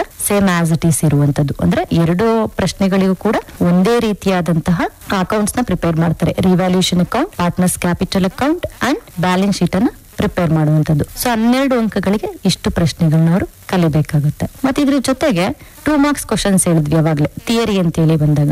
ಈ 2 ಮಾರ್ಕ್ಸ್ ಗೆ ಯಾವ ತರದ ಕ್ವಶನ್ಸ್ ನ ಕೇಳ್ಬೋದು. ಈಗ 1 ಮಾರ್ಕ್ಸ್ ಏನಿದೆ 5 ಮಲ್ಟಿಪಲ್ ಚಾಯ್ಸ್ ಇರುತ್ತೆ, 5 fill in the blanks, match the following. ಈ 1 word or 1 sentence ಕ್ವಶನ್ಸ್ ಇದೆ ಅಲ್ವಾ 1 ಮಾರ್ಕ್ಸ್, ಅದ್ರಲ್ಲಿ 5 ಪ್ರಶ್ನೆಗಳನ್ನ ಕೇಳ್ತಾರೆ. ಆ 5ರಲ್ಲಿ ಒಂದು ಪ್ರಶ್ನೆ ಟ್ರೂ ಆರ್ ಫಾಲ್ಸ್ ಕೇಳಿರ್ತಾರೆ. ಒಂದು ಸ್ಟೇಟ್ಮೆಂಟ್ ನ ಕೊಟ್ಟು ಸರಿ ಅಥವಾ ತಪ್ಪು ಟ್ರೂ ಆರ್ ಫಾಲ್ಸ್ ನ ಕೇಳ್ತಾರೆ. ಮತ್ತೆ ಇನ್ನೊಂದು ಕ್ವಶನ್ ಎಕ್ಸ್ಪಾನ್ಷನ್ ನ ಕೇಳ್ತಾರೆ. ಫಾರ್ ಎಕ್ಸಾಂಪಲ್ ಇವಾಗ ನಮ್ಗೆ ಲಾಸ್ಟ್ ಪ್ರಿಪರೇಟರಿ ನಲ್ಲೇ ಕೇಳಿದ್ರು ಎಕ್ಸ್ಪ್ಯಾಂಡ್ DRFI ಅವ್ರ ಎಕ್ಸ್ಪ್ಯಾಂಡ್ DRR, ಎಕ್ಸ್ಪ್ಯಾಂಡ್ EPS ಏನು ಟರ್ಮ್ಸ್ ಗಳನ್ನ ನಾವು ಬಳಸ್ತೀವಿ, ಈ ಶಾರ್ಟ್ ಕಟ್ ಅಲ್ಲಿ ಬಳಸೋದಕ್ಕೆ ಎಕ್ಸ್ಪಾನ್ಷನ್ ನ ಒಂದ್ ಕೇಳ್ತಾರೆ. ಈ 1 ಅಂಕದ 5 ಪ್ರಶ್ನೆಗಳಲ್ಲಿ ಇದೆರಡು 100% ಬರುತ್ತೆ. ಒಂದು ಟ್ರೂ ಆರ್ ಫಾಲ್ಸ್ ಬರುತ್ತೆ, ಇನ್ನೊಂದು ಎಕ್ಸ್ಪಾನ್ಷನ್ ಒಂದು ಬರುತ್ತೆ. ಇನ್ನುಳಿದಂತ 3 ಪ್ರಶ್ನೆಗಳೇನಿದೆ ಅದು ಯಾವ್ದಾದ್ರು ಒಂದು ಒನ್ ವರ್ಡ್ ಅಲ್ಲಿ ಅಥವಾ ಒಂದ್ ಸೆಂಟೆನ್ಸ್ ಅಲ್ಲಿ ಆನ್ಸರ್ ಮಾಡೋ ರೀತಿ ಇರ್ತಾ ಹೋಗುತ್ತೆ. ಮತ್ತೆ ಈ 2 ಮಾರ್ಕ್ಸ್ ಕ್ವಶನ್ಸ್ ಏನಿದೆ, 2 ಮಾರ್ಕ್ಸ್ ಕ್ವಶನ್ಸ್ ನ ನೋಡಿದಾಗ 2 ಮಾರ್ಕ್ಸ್ ಕ್ವಶನ್ಸ್ ಅಲ್ಲಿ ಏನೆಲ್ಲ ಕೇಳ್ಬೋದು, ಡೆಫಿನಿಷನ್ಸ್ ನ ಕೇಳ್ತಾ ಹೋಗ್ಬೋದು ಅಥವಾ ಲಿಮಿಟೇಷನ್ಸ್ ನ ಕೇಳ್ತಾ ಹೋಗ್ಬೋದು. ಅದರ್ವೈಸ್ ಅದರ ಆಬ್ಜೆಕ್ಟಿವ್ಸ್ ನ ಕೇಳ್ತಾ ಹೋಗ್ಬೋದು. ಆಬ್ಜೆಕ್ಟಿವ್ಸ್ ಆದ್ಮೇಲೆ ನೆಕ್ಸ್ಟ್ ಟೈಪ್ಸ್ ನ ಕೇಳ್ತಾ ಹೋಗ್ಬೋದು. ಮತ್ತೆ ಅದ್ರ ಜೊತೆಗೆ ಇಲ್ಲಿ ಯಾವ್ದಾದ್ರು ರೀಸನ್ಸ್ ಅಥವಾ ಸರ್ಕಮ್ಸ್ಟೆನ್ಸಸ್ ಈ ರೀತಿಯಾಗಿ ಇರುವಂತದನ್ನ ಕೇಳ್ತಾ ಹೋಗ್ತಾರೆ. ಅದರಲ್ಲಿ 2 ಅಂಕದ ಪ್ರಶ್ನೆಗಳು ಏನಿದೆ, ಈಗ ಆಲ್ರೆಡಿ ಹೇಳ್ದಾಗೆ ಕ್ವಶನ್ ಬ್ಯಾಂಕ್ ಅಲ್ಲೇ ಕೊಟ್ಬಿಟ್ಟಿದ್ದಾರೆ. ಕ್ವಶನ್ ಬ್ಯಾಂಕ್ ಅಲ್ಲೇ ಏನು ಕ್ವಶನ್ ಬ್ಯಾಂಕ್ ಇದೆಯೋ ಅದರಲ್ಲಿ 1 ಅಂಕದ ಪ್ರಶ್ನೆಗಳು ಮತ್ತೆ ಕ್ವಶನ್ ಪೇಪರ್ ಪ್ಯಾಟರ್ನ್ ಹೇಗಿರುತ್ತೋ ಅದೇ ರೀತಿ ಕ್ವಶನ್ಸ್ ನ ಫ್ರೇಮ್ ಮಾಡಿದ್ದಾರೆ. ಮತ್ತೆ ವಿದ್ಯಾರ್ಥಿಗಳಿಗೆ ಅದರಲ್ಲಿ ಈ multiple choice, fill in the blanks, match the following ಏನಿದೆ ಅದಕ್ಕೆ ಉತ್ತರನ್ನು ಸಹ ಅವರೇ ಕೊಟ್ಬಿಟ್ಟಿದ್ದಾರೆ. ಅಲ್ಲೇನೆ ಪ್ರಾಬ್ಲಮ್ಸ್ ಗಳನ್ನ ಅದರಲ್ಲಿ ನೋಡಿ ಕೂಡ ವಿದ್ಯಾರ್ಥಿಗಳು ಸಾಲ್ವ್ ಮಾಡ್ತಾ ಹೋಗ್ಬೋದು. ಮತ್ತೆ ಈ 2 ಅಂಕದ ಪ್ರಶ್ನೆಗಳನ್ನ ಕೇಳಿದಾಗ ಯಾವ ಚಾಪ್ಟರ್ ಅಲ್ಲಿ 2 ಅಂಕಕ್ಕೆ ಪ್ರಶ್ನೆಗಳು ಬರುತ್ತೋ ಅಂತ ಚಾಪ್ಟರ್ ಅಲ್ಲಿ ಮಾತ್ರ ಅವರು ಪಾರ್ಟ್ ಬಿ ನ ಸೇರಿಸಿ ಕ್ವಶನ್ಸ್ ಕೊಟ್ಟಿದ್ದಾರೆ, ಇಲ್ಲ ಅಂದ್ರೆ ಕೊಟ್ಟಿಲ್ಲ. ಅಂದ್ರೆ ಟೋಟಲ್ ಕ್ವಶನ್ ಬ್ಯಾಂಕ್ ನ ನೀವು ನೋಡಿದ್ರೆ 5 ಚಾಪ್ಟರ್ ಅಲ್ಲಿ ಮಾತ್ರ ಅವ್ರು ಏನ್ ಮಾಡಿದ್ದಾರೆ, ಈ ಕ್ವಶನ್ಸ್ ನ ಕೇಳಿದ್ದಾರೆ. 2 ಅಂಕದ ಪ್ರಶ್ನೆಗಳು ಬರೀಬೇಕಾಗಿರೋದು 3 ಪ್ರಶ್ನೆಗಳನ್ನ ಬರೀಬೇಕು. ಅದರಿಂದ ಅದರಲ್ಲಿ ಯಾವ್ದು ಈಸಿ ಅನ್ಸುತ್ತೆ ಮತ್ತೆ ನಂಬರ್ ಆಫ್ ಕ್ವಶನ್ಸ್ ಯಾವ ಚಾಪ್ಟರ್ ಅಲ್ಲಿ ಕಡಿಮೆ ಇರುತ್ತೆ ಅಂತದನ್ನ ವಿದ್ಯಾರ್ಥಿಗಳು ಆಯ್ಕೆ ಮಾಡ್ಕೊಂಡ್ರೆ 2 ಅಂಕದ 3 ಪ್ರಶ್ನೆಗಳಿಗೂ ಸಹ ಉತ್ತರವನ್ನ ಬರೀಬಹುದು. 100ಕ್ಕೆ 100 ತೆಗೆಯುವಂತ ವಿದ್ಯಾರ್ಥಿಗಳು ಎಷ್ಟು ಗಂಟೆ ಅಭ್ಯಾಸ ಮಾಡ್ಬೇಕಾಗುತ್ತೆ? 100ಕ್ಕೆ 100 ತೆಗೆಯುವಂತ ವಿದ್ಯಾರ್ಥಿಗಳು ಏನಿದ್ದಾರೆ ಅವರು ಈಗ ಕ್ವಶನ್ ಬ್ಯಾಂಕ್ ಗಳಿರ್ಬೋದು ಅಥವಾ ಓಲ್ಡ್ ಕ್ವಶನ್ಸ್ ಪೇಪರ್ಸ್ ಇರ್ಬೋದು ತಗೊಂಡವರು ಸಾಲ್ವ್ ಮಾಡಿದ್ರೆ ಬೆಸ್ಟ್ ಆಗುತ್ತಾ ಹೋಗುತ್ತೆ. ಅಂದ್ರೆ ಅವರಿಗೆ ಇವಾಗ ಇದೊಂದೇ ಸಬ್ಜೆಕ್ಟ್ಸ್ ಇರೋದಿಲ್ಲ, ಎಲ್ಲಾ ಸಬ್ಜೆಕ್ಟ್ಸ್ಗೂ ಕೂಡ ಅವರು ಟೈಮ್ ಮ್ಯಾನೇಜ್ಮೆಂಟ್ ಅನ್ನುವಂತ ತುಂಬಾನೇ ಇಂಪಾರ್ಟೆಂಟ್. ಸೊ ಎಲ್ಲಾ ಸಬ್ಜೆಕ್ಟ್ ನೋಡಿದಾಗ ಅವ್ರ ಎಲ್ಲಾ ಸಬ್ಜೆಕ್ಟ್ ಕೂಡ ಅಂದ್ರೆ ಯಾವ ಸಬ್ಜೆಕ್ಟ್ ಬಿಡ್ತಾರ ಪ್ರತಿದಿನನೂ ಕೂಡ ಮಿನಿಮಮ್ ಅಂತಂದ್ರೆ ಒಂದೊಂದು ಸಬ್ಜೆಕ್ಟ್ 1 ಅವರ್ ಆದ್ರೂ ಅವರು ಓದ್ತಾ ಹೋಗ್ಬೇಕು. ಮತ್ತೆ ಇವಾಗಲೇ ಆಲ್ರೆಡಿ ಪ್ರಿಪರೇಟರಿ ಮುಗ್ದಿದೆ ಎಲ್ಲಾ ಕಾಲೇಜಸ್ ಅಲ್ಲೂ ಕೂಡ. ವಿದ್ಯಾರ್ಥಿಗಳು ಏನ್ ಮಾಡ್ಬೋದು ಅಂದ್ರೆ ಈ ಕಾಲೇಜಲ್ಲಿ ಏನಾಗ್ತಾ ಹೋಗುತ್ತೆ, ಅವರಿಗಷ್ಟು ಟೈಮ್ ಸಿಗಲ್ಲ, ಎಲ್ಲ ಇರುತ್ತೆ. ಸೊ ಮನೆಗೆ ಬಂದಾಗ ಪ್ರತಿ ಸಬ್ಜೆಕ್ಟ್ ಕೂಡ ಏನ್ ಮಾಡೆಲ್ ಪೇಪರ್ಸ್ ಇದೆಯೋ 3 ಮಾಡೆಲ್ ಪೇಪರ್ ಒಂದೊಂದ್ ದಿನ 2 ದಿನ, so as it is exam ಹೇಗ್ ಬರೀತಾರೆ ಅದೇ ರೀತಿ ಅವ್ರು ಮನೇಲಿ ಕುತ್ಕೊಂಡು ಅದನ್ನ ಸಾಲ್ವ್ ಮಾಡ್ತಾ ಹೋದ್ರು ಕೂಡ ಆರಾಮಾಗಿ ಅವರು ಸ್ಕೋರ್ ಮಾಡ್ಬೋದು. ಮತ್ತೆ ಅವ್ರಿಗೆ ಎಕ್ಸಾಮ್ ಬರೆಯೋದಕ್ಕೂ ಕೂಡ ಐಡಿಯಾ ಸಿಗ್ತಾ ಹೋಗುತ್ತೆ. ಮತ್ತೆ ಅದ್ರ ಜೊತೆಗೆ ಇಲ್ಲೇನು ನಾವು ಅಕೌಂಟೆನ್ಸಿಯನ್ನ ಪ್ರಾಬ್ಲಮ್ ನ ಮಾಡ್ತಾ ಹೋಗ್ತಿರೋ ವಿದ್ಯಾರ್ಥಿಗಳು ಮುಖ್ಯವಾಗಿ ಮಾಡೋ ಇನ್ನೊಂದು ತಪ್ಪೇನು ಅಂತ ಅಂದ್ರೆ ಥಿಯರಿ ಪಾರ್ಟ್ ಬರೀತಾರೆ. ಸೊ ಟೈಮ್ ಮ್ಯಾನೇಜ್ಮೆಂಟ್ ಅನ್ನೋದು ತುಂಬಾನೇ ಇಂಪಾರ್ಟೆಂಟ್ ಆಗಿರುತ್ತೆ. ಈಗ 12 ಅಂಕದ ಪ್ರಶ್ನೆಗಳಿದೆ ಅಂದ್ರೆ ಮೊದ್ಲಿಗೆ ಇವರು ಲೆಕ್ಕಗಳನ್ನ ಮಾಡ್ತಾ ಇರ್ತಾರೆ. ಸೊ ಲೆಕ್ಕಗಳನ್ನ ಪ್ರಿಪೇರ್ ಮಾಡ್ಬೇಕಾದ್ರೆ ಟ್ಯಾಲಿ ಆಗ್ಬೇಕು. ನಮ್ಗೆ ಬೇಸಿಕಲಿ ಅಕೌಂಟೆನ್ಸಿ ಏನಿದೆ ಬ್ಯಾಲೆನ್ಸ್ ಶೀಟು ಟ್ಯಾಲಿ ಆಗ್ಬೇಕಾಗತ್ತೆ. ಸೊ ಒಂದು ಪ್ರಾಬ್ಲಮ್ ಟ್ಯಾಲಿ ಆಗ್ಲಿಲ್ಲ ಅಂದ್ರೆ ಪ್ರತಿಯೊಂದು ವಿದ್ಯಾರ್ಥಿ ಮಾಡೋ ತಪ್ಪೇನು ಅಂತ ಅಂದ್ರೆ ಸೊ ಟ್ಯಾಲಿ ಆಗಿಲ್ಲ ಅಂತ ಹೇಳಿ ಅವ್ರು ಏನ್ ಮಾಡ್ತಾ ಹೋಗ್ತಾರೆ, ಎಲ್ಲಿ ಮಿಸ್ಟೇಕ್ ಆಗಿದೆ ಅಂತೇಳಿ ಸರ್ಚ್ ಮಾಡ್ತಾ ಹೋಗ್ತಾರೆ, ಹುಡುಕ್ತಾ ಹೋಗ್ತಾರೆ. ಹುಡುಕ್ಬೇಕಾದ್ರೇನೆ ಟೈಮ್ ಹೋಗಿದ್ದು ಕೂಡ ಅವ್ರಿಗೆ ಗೊತ್ತಾಗೋದಿಲ್ಲ. ಹೀಗೆ ಮಾಡಿ ಎಷ್ಟೋ ವಿದ್ಯಾರ್ಥಿಗಳು ಸರಿಯಾಗಿ ಗೊತ್ತಿರೋ ಉತ್ತರನು ಬರೆಯೋಕಾಗದೇ ಇರೋ ರೀತಿನೂ ಕೂಡ ತಪ್ಪನ್ನ ಮಾಡ್ಕೊಂತಾರೆ. ಅದರಿಂದ ಪ್ರತಿಯೊಂದು ಪ್ರಾಬ್ಲಮ್ಗೂ ಕೂಡ ಇವಾಗಿರೋ 3 ಗಂಟೆ ಏನಿದೆ ಅದರಲ್ಲಿ 15 ನಿಮಿಷ ಅವರು ಪ್ರಶ್ನೆ ಪತ್ರಿಕೆನ ಓದೋದಿಕ್ಕೆ ಅವಕಾಶ ಇರುತ್ತೆ. ಇನ್ನು ಉಳಿಯೋದು 2 ಗಂಟೆ 45 ನಿಮಿಷ ಉಳಿಯುತ್ತೆ. ಆ 2 ಗಂಟೆ 45 ನಿಮಿಷ ಏನ್ ಉಳಿಯುತ್ತೋ ಅವರಿಗೆ ಸಮಯ ಅದನ್ನ ಅವರು ಡಿವೈಡ್ ಮಾಡ್ಕೊಳ್ತಾ ಹೋಗ್ಬೇಕು. ಅಂದ್ರೆ 6 ಮಾರ್ಕ್ಸ್ ಪ್ರಾಬ್ಲಮ್ಸ್ಗೆ ಎಷ್ಟು ಟೈಮ್ ತಗೋಬೇಕು, 12 ಮಾರ್ಕ್ಸ್ ಪ್ರಾಬ್ಲಮ್ಸ್ಗೆ ಎಷ್ಟು ಟೈಮ್, ಥಿಯರಿಗೆ ಎಷ್ಟು ಟೈಮ್ ಅನ್ನುವಂಥದ್ದು. ಈಗ ಫಾರ್ ಎಕ್ಸಾಂಪಲ್ ನಮ್ಗೆ 12 ಮಾರ್ಕ್ಸ್ ಪ್ರಾಬ್ಲಮ್ಸ್ ಏನಿದೆ ಒಟ್ಟು 3 ಪ್ರಶ್ನೆಗಳನ್ನ ಏನ್ ಮಾಡ್ಬೇಕು, ಅವರು ಉತ್ತರವನ್ನ ಬರೀಬೇಕು. 3 ಪ್ರಶ್ನೆಗಳಿಗೂ ಕೂಡ 15ರಿಂದ 20 ನಿಮಿಷ ಅನ್ಕೊಂಡ್ರು 1 ಅವರ್ ಅಲ್ಲಿ ಅಂದ್ರೆ 60 ಮಿನಿಟ್ಸ್. 3 ಪ್ರಾಬ್ಲಮ್ಗೆ 20 ಮಿನಿಟ್ಸ್ ಅಂದ್ರೂ 1 ಅವರ್ ಅಲ್ಲಿ ಅವರು ಈ 12 ಮಾರ್ಕ್ಸ್ ಪ್ರಾಬ್ಲಮ್ಸ್ ಅನ್ನ ಪೂರ್ತಿ ಕಂಪ್ಲೀಟ್ ಮಾಡ್ತಾ ಹೋಗ್ಬೋದು. ಮತ್ತೆ ಅದ್ರ ಜೊತೆಗೆ 6 ಮಾರ್ಕ್ಸ್ ಪ್ರಾಬ್ಲಮ್ ಕೂಡ ಅಷ್ಟೇ. 6 ಮಾರ್ಕ್ಸ್ ಪ್ರಾಬ್ಲಮ್ಸ್ ಏನಿದೆ 10 to 15 ಮಿನಿಟ್ಸ್ ತಗೊಳ್ತಾ ಹೋಗುತ್ತೆ. ಸೊ ಅವ್ರು ಎಷ್ಟೇ ನಾವು ಸ್ವಲ್ಪ ಸ್ಲೋ ಮಾಡ್ತೀವಿ ಅಂದ್ರೂ ಮ್ಯಾಕ್ಸಿಮಮ್ 15 ಮಿನಿಟ್ಸ್ ಅಂತ ತಗೊಂಡ್ರು ಕೂಡ ಅವ್ರಿಗೆ 45 ಮಿನಿಟ್ಸ್ ಅಲ್ಲಿ ಪಾರ್ಟ್ ಸಿ ಕೂಡ ಮುಗ್ದು ಬಿಡುತ್ತೆ. ಅದಾದ್ಮೇಲೆ ಅಲ್ಲಿ 1 ಅವರ್ 45 ಮಿನಿಟ್ಸ್ ಹೋಯ್ತು. ಇನ್ನು ಉಳಿಯುವಂತದ್ದು 26 ಮಾರ್ಕ್ಸ್ಗೆ ಏನು ಥಿಯರಿ ಪಾರ್ಟ್ ಇರುತ್ತೋ ಆ ಥಿಯರಿ ಪಾರ್ಟ್ ಕೂಡ 30 ಮಿನಿಟ್ಸ್ ಅಲ್ಲಿ ಏನ್ ಮಾಡ್ಬೋದು, ಅವರು ಕವರ್ ಮಾಡ್ತಾ ಹೋಗ್ಬೋದು. ಸೊ ಅದಷ್ಟು ಆದ್ಮೇಲೆ ಇನ್ನು ಉಳಿಯುವಂತ 15 ಮಿನಿಟ್ಸ್ ಏನಿರುತ್ತೆ ಅಂದ್ರೆ 15 ನಿಮಿಷ ಕಾಲಾವಕಾಶ ಏನಿರುತ್ತೆ ಅವಾಗ ಅವರು ಬರ್ದಿರೋದು ಸರಿ ಇದೆಯಾ ಅಥವಾ ಕ್ವಶನ್ ನಂಬರ್ ಅನ್ನ ಸರಿಯಾಗಿ ಹಾಕಿದಾರಾ ಅದನ್ನೆಲ್ಲ ಒಂದ್ಸಲ ಚೆಕ್ ಮಾಡಿ ಕ್ರಾಸ್ ವೆರಿಫೈ ಕೂಡ ಮಾಡ್ಕೊಳ್ತಾ ಹೋಗ್ಬೋದು. ಅದರಿಂದ ಈ 12 ಅಂಕದ ಪ್ರಶ್ನೆಗಳನ್ನ ಏನ್ ಅಟೆಂಡ್ ಮಾಡ್ತಾರೋ ವಿದ್ಯಾರ್ಥಿಗಳು, ಈಗ ಒಂದ್ ಲೆಕ್ಕ ಟ್ಯಾಲಿ ಆಗಿಲ್ಲ ಅಂತ ಅಂದ್ರೆ ಒಂದ್ಸಲ ನೋಡ್ಲಿ ಅಷ್ಟೇ. ಒಂದ್ಸಲ ನೋಡಿ ಅದು ಏನು ಸರಿ ಇದ್ಯಾ ತಪ್ಪಿದ್ಯಾ ಸರ್ಚ್ ಮಾಡ್ತಾ ಹೋಗ್ತಾರೆ. ಸೊ ಅವ್ರಿಗೆ ಮಿಸ್ಟೇಕ್ ಅವಾಗ್ಲೇ ಗೊತ್ತಾದ್ರೆ ವೆಲ್ ಅಂಡ್ ಗುಡ್, ಅವ್ರು ನೆಕ್ಸ್ಟ್ ಮೂವ್ ಆನ್ ಆಗ್ಬೋದು. ಇಲ್ಲ ತುಂಬಾ ಟೈಮ್ ಅದಕ್ಕೆ ತಗೊಂಡು ಹುಡ್ಕಕ್ ಹೋಗ್ಬಾರ್ದು. ಸೊ ಅದ್ ಏನ್ ಮಾಡಿರ್ತಾರೋ ಅಲ್ಲಿಗೆ ಸ್ಟಾಪ್ ಮಾಡಿ ನೆಕ್ಸ್ಟ್ ಪ್ರಾಬ್ಲಮ್ ಅವ್ರಿಗೆ ಯಾವ್ದು ಗೊತ್ತಿರುತ್ತೋ ಉತ್ತರಗಳು ಅದನ್ನೆಲ್ಲ ಬರ್ದು ಕೊನೆಯಲ್ಲಿ ಉಳಿಯುವಂತ ಕಾಲಾವಕಾಶ ಏನಿರುತ್ತೆ ಅವಾಗ ಅವರು ಆ ಮಿಸ್ಟೇಕ್ಸ್ ಏನಿರುತ್ತೆ ಅದನ್ನ ಫೈಂಡ್ ಔಟ್ ಮಾಡೋದಕ್ಕೆ ಬಳಸ್ಕೊಳ್ತಾ ಹೋಗ್ಬೋದು. ಪೇಜ್ ಲೆಕ್ಕಾಚಾರದಲ್ಲಿ ಏನಿಲ್ಲ ಇಲ್ಲ, ಅಕೌಂಟೆನ್ಸಿ ಪೇಜ್ ಲೆಕ್ಕಾಚಾರ ಏನು ಇರೋದಿಲ್ಲ. ಯಾಕೆಂತಂದ್ರೆ ಥಿಯರಿ ಇರೋದಿಲ್ಲ, ಸೊ ನಂಬರ್ಸ್ ಇರುತ್ತೆ. ಮತ್ತೆ ಇನ್ನ ಒಂದ್ ಏನಂದ್ರೆ ಥಿಯರಿನ ಬರಿಬೇಕಾದ್ರೆ ಈ ಸ್ಪೆಲ್ಲಿಂಗ್ ಮಿಸ್ಟೇಕ್ ಆಗುತ್ತೆ, ಗ್ರಾಮೆಟಿಕಲ್ ಮಿಸ್ಟೇಕ್ಸ್ ಆ ರೀತಿದು ಕೂಡ ಏನು ನೋಡೋದಿಲ್ಲ ಇಲ್ಲಿ ಅಕೌಂಟೆನ್ಸಿನಲ್ಲಿ. ಸೊ ವರ್ಡ್ ಉತ್ತರಗಳು ಮತ್ತೆ ನಂಬರ್ಸ್ ಸರಿ ಇದ್ರೆ ವ್ಯಾಲ್ಯೂ ಆಗ್ತಾ ಹೋಗುತ್ತೆ. ಮತ್ತೆ ವಿದ್ಯಾರ್ಥಿಗಳು ಇಲ್ಲಿ ಏನು ಲೆಕ್ಕಗಳನ್ನ ಮಾಡ್ತಾ ಹೋಗ್ತಾರೋ ಅವಾಗ ತುಂಬಾ ಮಿಸ್ಟೇಕ್ ಮಾಡುವಂತದ್ದು 0 ವಿಷಯಗಳಲ್ಲಿ. ಸೊ ಇಲ್ಲಿ 1 0 ಅವರು ಜಾಸ್ತಿ ಹಾಕಿದ್ರು ಕೂಡ ಲೆಕ್ಕ ಟ್ಯಾಲಿ ಬರೋದಿಲ್ಲ, 1 0 ಕಡಿಮೆ ಮಾಡಿದ್ರು ಕೂಡ ಅವ್ರಿಗೆ ಲೆಕ್ಕ ಟ್ಯಾಲಿ ಬರೋದಿಲ್ಲ. ಅದ್ರಿಂದ ಅವ್ರು ಏನ್ ಮಾಡ್ಬೇಕಂತ ಅಂದ್ರೆ ಒಂದ್ ಕರೆ ಇದೆ ನೋಡೋಣ. ಓಕೆ, ನಮಸ್ತೆ. ನಮಸ್ತೆ ಮ್ಯಾಮ್. ತಮ್ಮ ಹೆಸರು ಹೇಳಿ. ನನ್ನ ಹೆಸರು ಚಿನ್ಮಯ್ ಅಂತ. ಏನಂತಂದ್ರೆ ಇವಾಗ ನಮಗೆ ಎಕ್ಸ್ಟ್ರಾ ಕೊಟ್ಟಿರ್ತಾರಲ್ವಾ, ನಾವು ಬರೀ 3 ಅಟೆಂಡ್ ಮಾಡ್ಬೇಕು. ಇನ್ನ ಎಕ್ಸ್ಟ್ರಾ ಕ್ವಶನ್ಸ್ ಇರುತ್ತೆ. ಅದ್ರ ನನಗೆ ಒಂದು ಡೌಟ್ ಇರುತ್ತೆ, 50-50 ಇರುತ್ತೆ. ಇದು ಗೊತ್ತಿಲ್ಲ ಅಟೆಂಡ್ ಮಾಡಿರ್ತೀವಿ ಬಟ್ 50-50 ಇರುತ್ತೆ. ಈಗ ನಾವು ಇನ್ನೊಂದು ಎಕ್ಸ್ಟ್ರಾ ಅಟೆಂಡ್ ಮಾಡ್ಬೇಕು, ಬಟ್ ಅದನ್ನ ಅಲ್ಲೇ ಕಂಟಿನ್ಯೂ ಬರಿಬೇಕಾ ಅಥವಾ ಲಾಸ್ಟ್ ಬರಿಬೇಕಾ?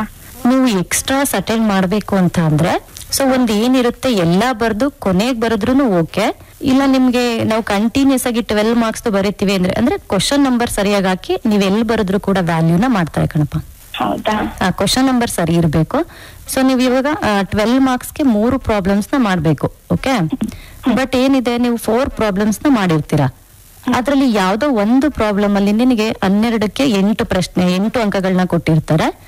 ಇನ್ನುಳಿದಂತ 3 ಪ್ರಶ್ನೆಗಳಿಗೆ 12, 10 ಈ ರೀತಿ ಜಾಸ್ತಿ ಸಿಕ್ಕಿರುತ್ತೆ ಅಂದ್ರೆ ನೀನು ಯಾವ ಪ್ರಶ್ನೆಗೆ ಅತಿ ಹೆಚ್ಚು ಅಂಕ ಇರುತ್ತೋ ಆ ಪ್ರಶ್ನೆಯನ್ನೇ ಕನ್ಸಿಡರ್ ಮಾಡ್ತಾರೆ. ಇದಾದ ನಂತರ ಅದೇ ಟೈಮ್ ಮ್ಯಾನೇಜ್ಮೆಂಟ್ ಏನಿದೆ ಅದನ್ನ ವಿದ್ಯಾರ್ಥಿಗಳು ಸರಿಯಾಗಿ ಮಾಡ್ಕೋಬೇಕಾಗುತ್ತೆ. ಮತ್ತದ್ರ ಜೊತೆಗೆ ಇನ್ನೂ ಒಂದೇನು ಅಂತಂದ್ರೆ ಅವರು ತಪ್ಪುಗಳನ್ನ ಅಂದ್ರೆ ಇವಾಗ್ಲೇ ಕೇಳಿದ್ರು ಅವರು ಎಕ್ಸ್ಟ್ರಾಸ್ ಕ್ವಶನ್ ನ ಅಟೆಂಡ್ ಮಾಡ್ಬೋದಾ? ಖಂಡಿತ ಅಟೆಂಡ್ ಮಾಡಿ. ಈ 12 ಮಾರ್ಕ್ಸ್ ಪ್ರಾಬ್ಲಮ್ಸ್ ಏನಿರುತ್ತೆ ನೀವು ಅಟೆಂಡ್ ಮಾಡಿದಾಗ ಕ್ವಶನ್ ನಂಬರ್ಸ್ ಹಾಕಿರ್ತೀರಾ, ತುಂಬಾ ನೀಟಾಗಿ ಗೊತ್ತಾಗುತ್ತೆ. ಲೆಂತಿ ಪ್ರಾಬ್ಲಮ್ಸ್ ಇರುತ್ತೆ, ಸ್ಟೆಪ್ಸ್ ಇರುತ್ತೆ. ವ್ಯಾಲ್ಯೂ ಮಾಡ್ಬೇಕಾದ್ರೆ ಯಾವುದೇ ರೀತಿ ಕನ್ಫ್ಯೂಷನ್ಸ್ ಬರೋದಿಲ್ಲ.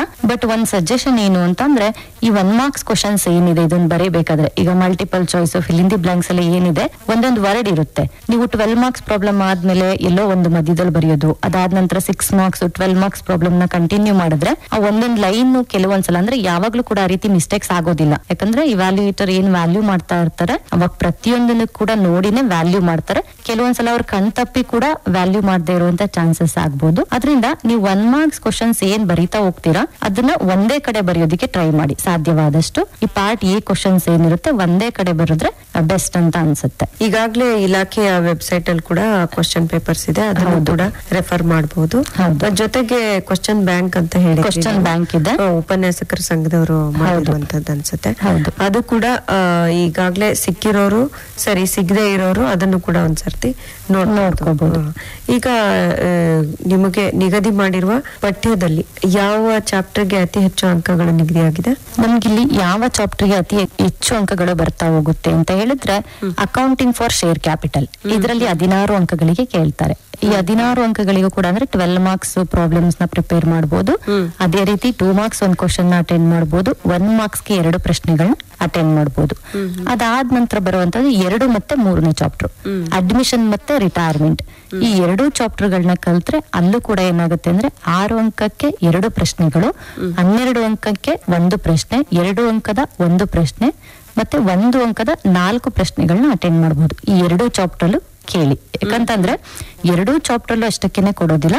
ಬಟ್ ಏನಾಗುತ್ತೆ ಅಂತಂದ್ರೆ 12 ಮಾರ್ಕ್ಸ್ ಐದರ ಏನಾಗ್ತಾ ಹೋಗುತ್ತೆ, ಐದರ್ 4th 5th 3rd ಚಾಪ್ಟರ್ ಅಲ್ಲಿ ಕೇಳ್ಬೋದು, ಅಂದ್ರೆ ರಿಟೈರ್ಮೆಂಟ್ ಅಲ್ಲಿ ಕೇಳ್ಬೋದು. ಆರ್ ಅದನ್ನ ಹೊರತುಪಡಿಸಿ ನಿಮಗೆ 2ನೇ ಚಾಪ್ಟರ್ ಏನಿದೆ ಅಡ್ಮಿಷನ್ ಅಲ್ಲಿ ಕೇಳ್ಬೋದು. ಈ 2 ಚಾಪ್ಟರ್ ಓದ್ಕೊಂಡ್ರೆ ಎಲ್ಲಾ ಮೇನಲ್ಲೂ ಕ್ವಶನ್ಸ್ ಬರುವಂತ ಸಾಧ್ಯತೆ ಇರುತ್ತೆ. ಪ್ರತಿಯೊಂದು ಮೇನಲ್ಲೂ ಯಾರು 6 ಅಂಕಕ್ಕೆ ನಾವು ಅವಾಗ್ಲೇ ಹೇಳ್ದಂಗೆ ಈಗ ಜಸ್ಟ್ ಪಾಸ್ ಆದ್ರೆ ಸಾಕು ಅಂತ ಹೇಳಿ ಯಾರು ಇರ್ತಾರೋ ಅಂತವ್ರಿಗೂ ಕೂಡ ಈ 2 ಚಾಪ್ಟರ್ ನ ಓದ್ಕೊಂಡ್ರೆ 6 ಅಂಕದ 2 ಪ್ರಶ್ನೆಗಳು 100% ಬಂದೇ ಬರುತ್ತೆ. 2 ಚಾಪ್ಟರ್ ಸೇರಿಸಿ 12 ಅಂಕದ 1 ಪ್ರಶ್ನೆ ಬರುತ್ತೆ. ಅಲ್ಲಿಗೆ 24 ಮಾರ್ಕ್ಸ್ ಆಯ್ತು. ದೆನ್ 1 ಅಂಕದ 4 ಪ್ರಶ್ನೆಗಳು ಬರುತ್ತೆ. 24+4 28 ಪ್ಲಸ್ 2 ಮಾರ್ಕ್ಸ್ಗೆ 1 ಕ್ವಶನ್. ಈ 2 ಚಾಪ್ಟರ್ ಇಂದ 30 ಅಂಕಗಳಿಗೆ ಪ್ರಶ್ನೆಗಳು ಬರ್ತಾ ಹೋಗುತ್ತೆ. ಟೆಕ್ಸ್ಟ್ ಬುಕ್ ಇಂದಾನೇ ಪ್ರಶ್ನೆಗಳು ಬರುತ್ತೆ.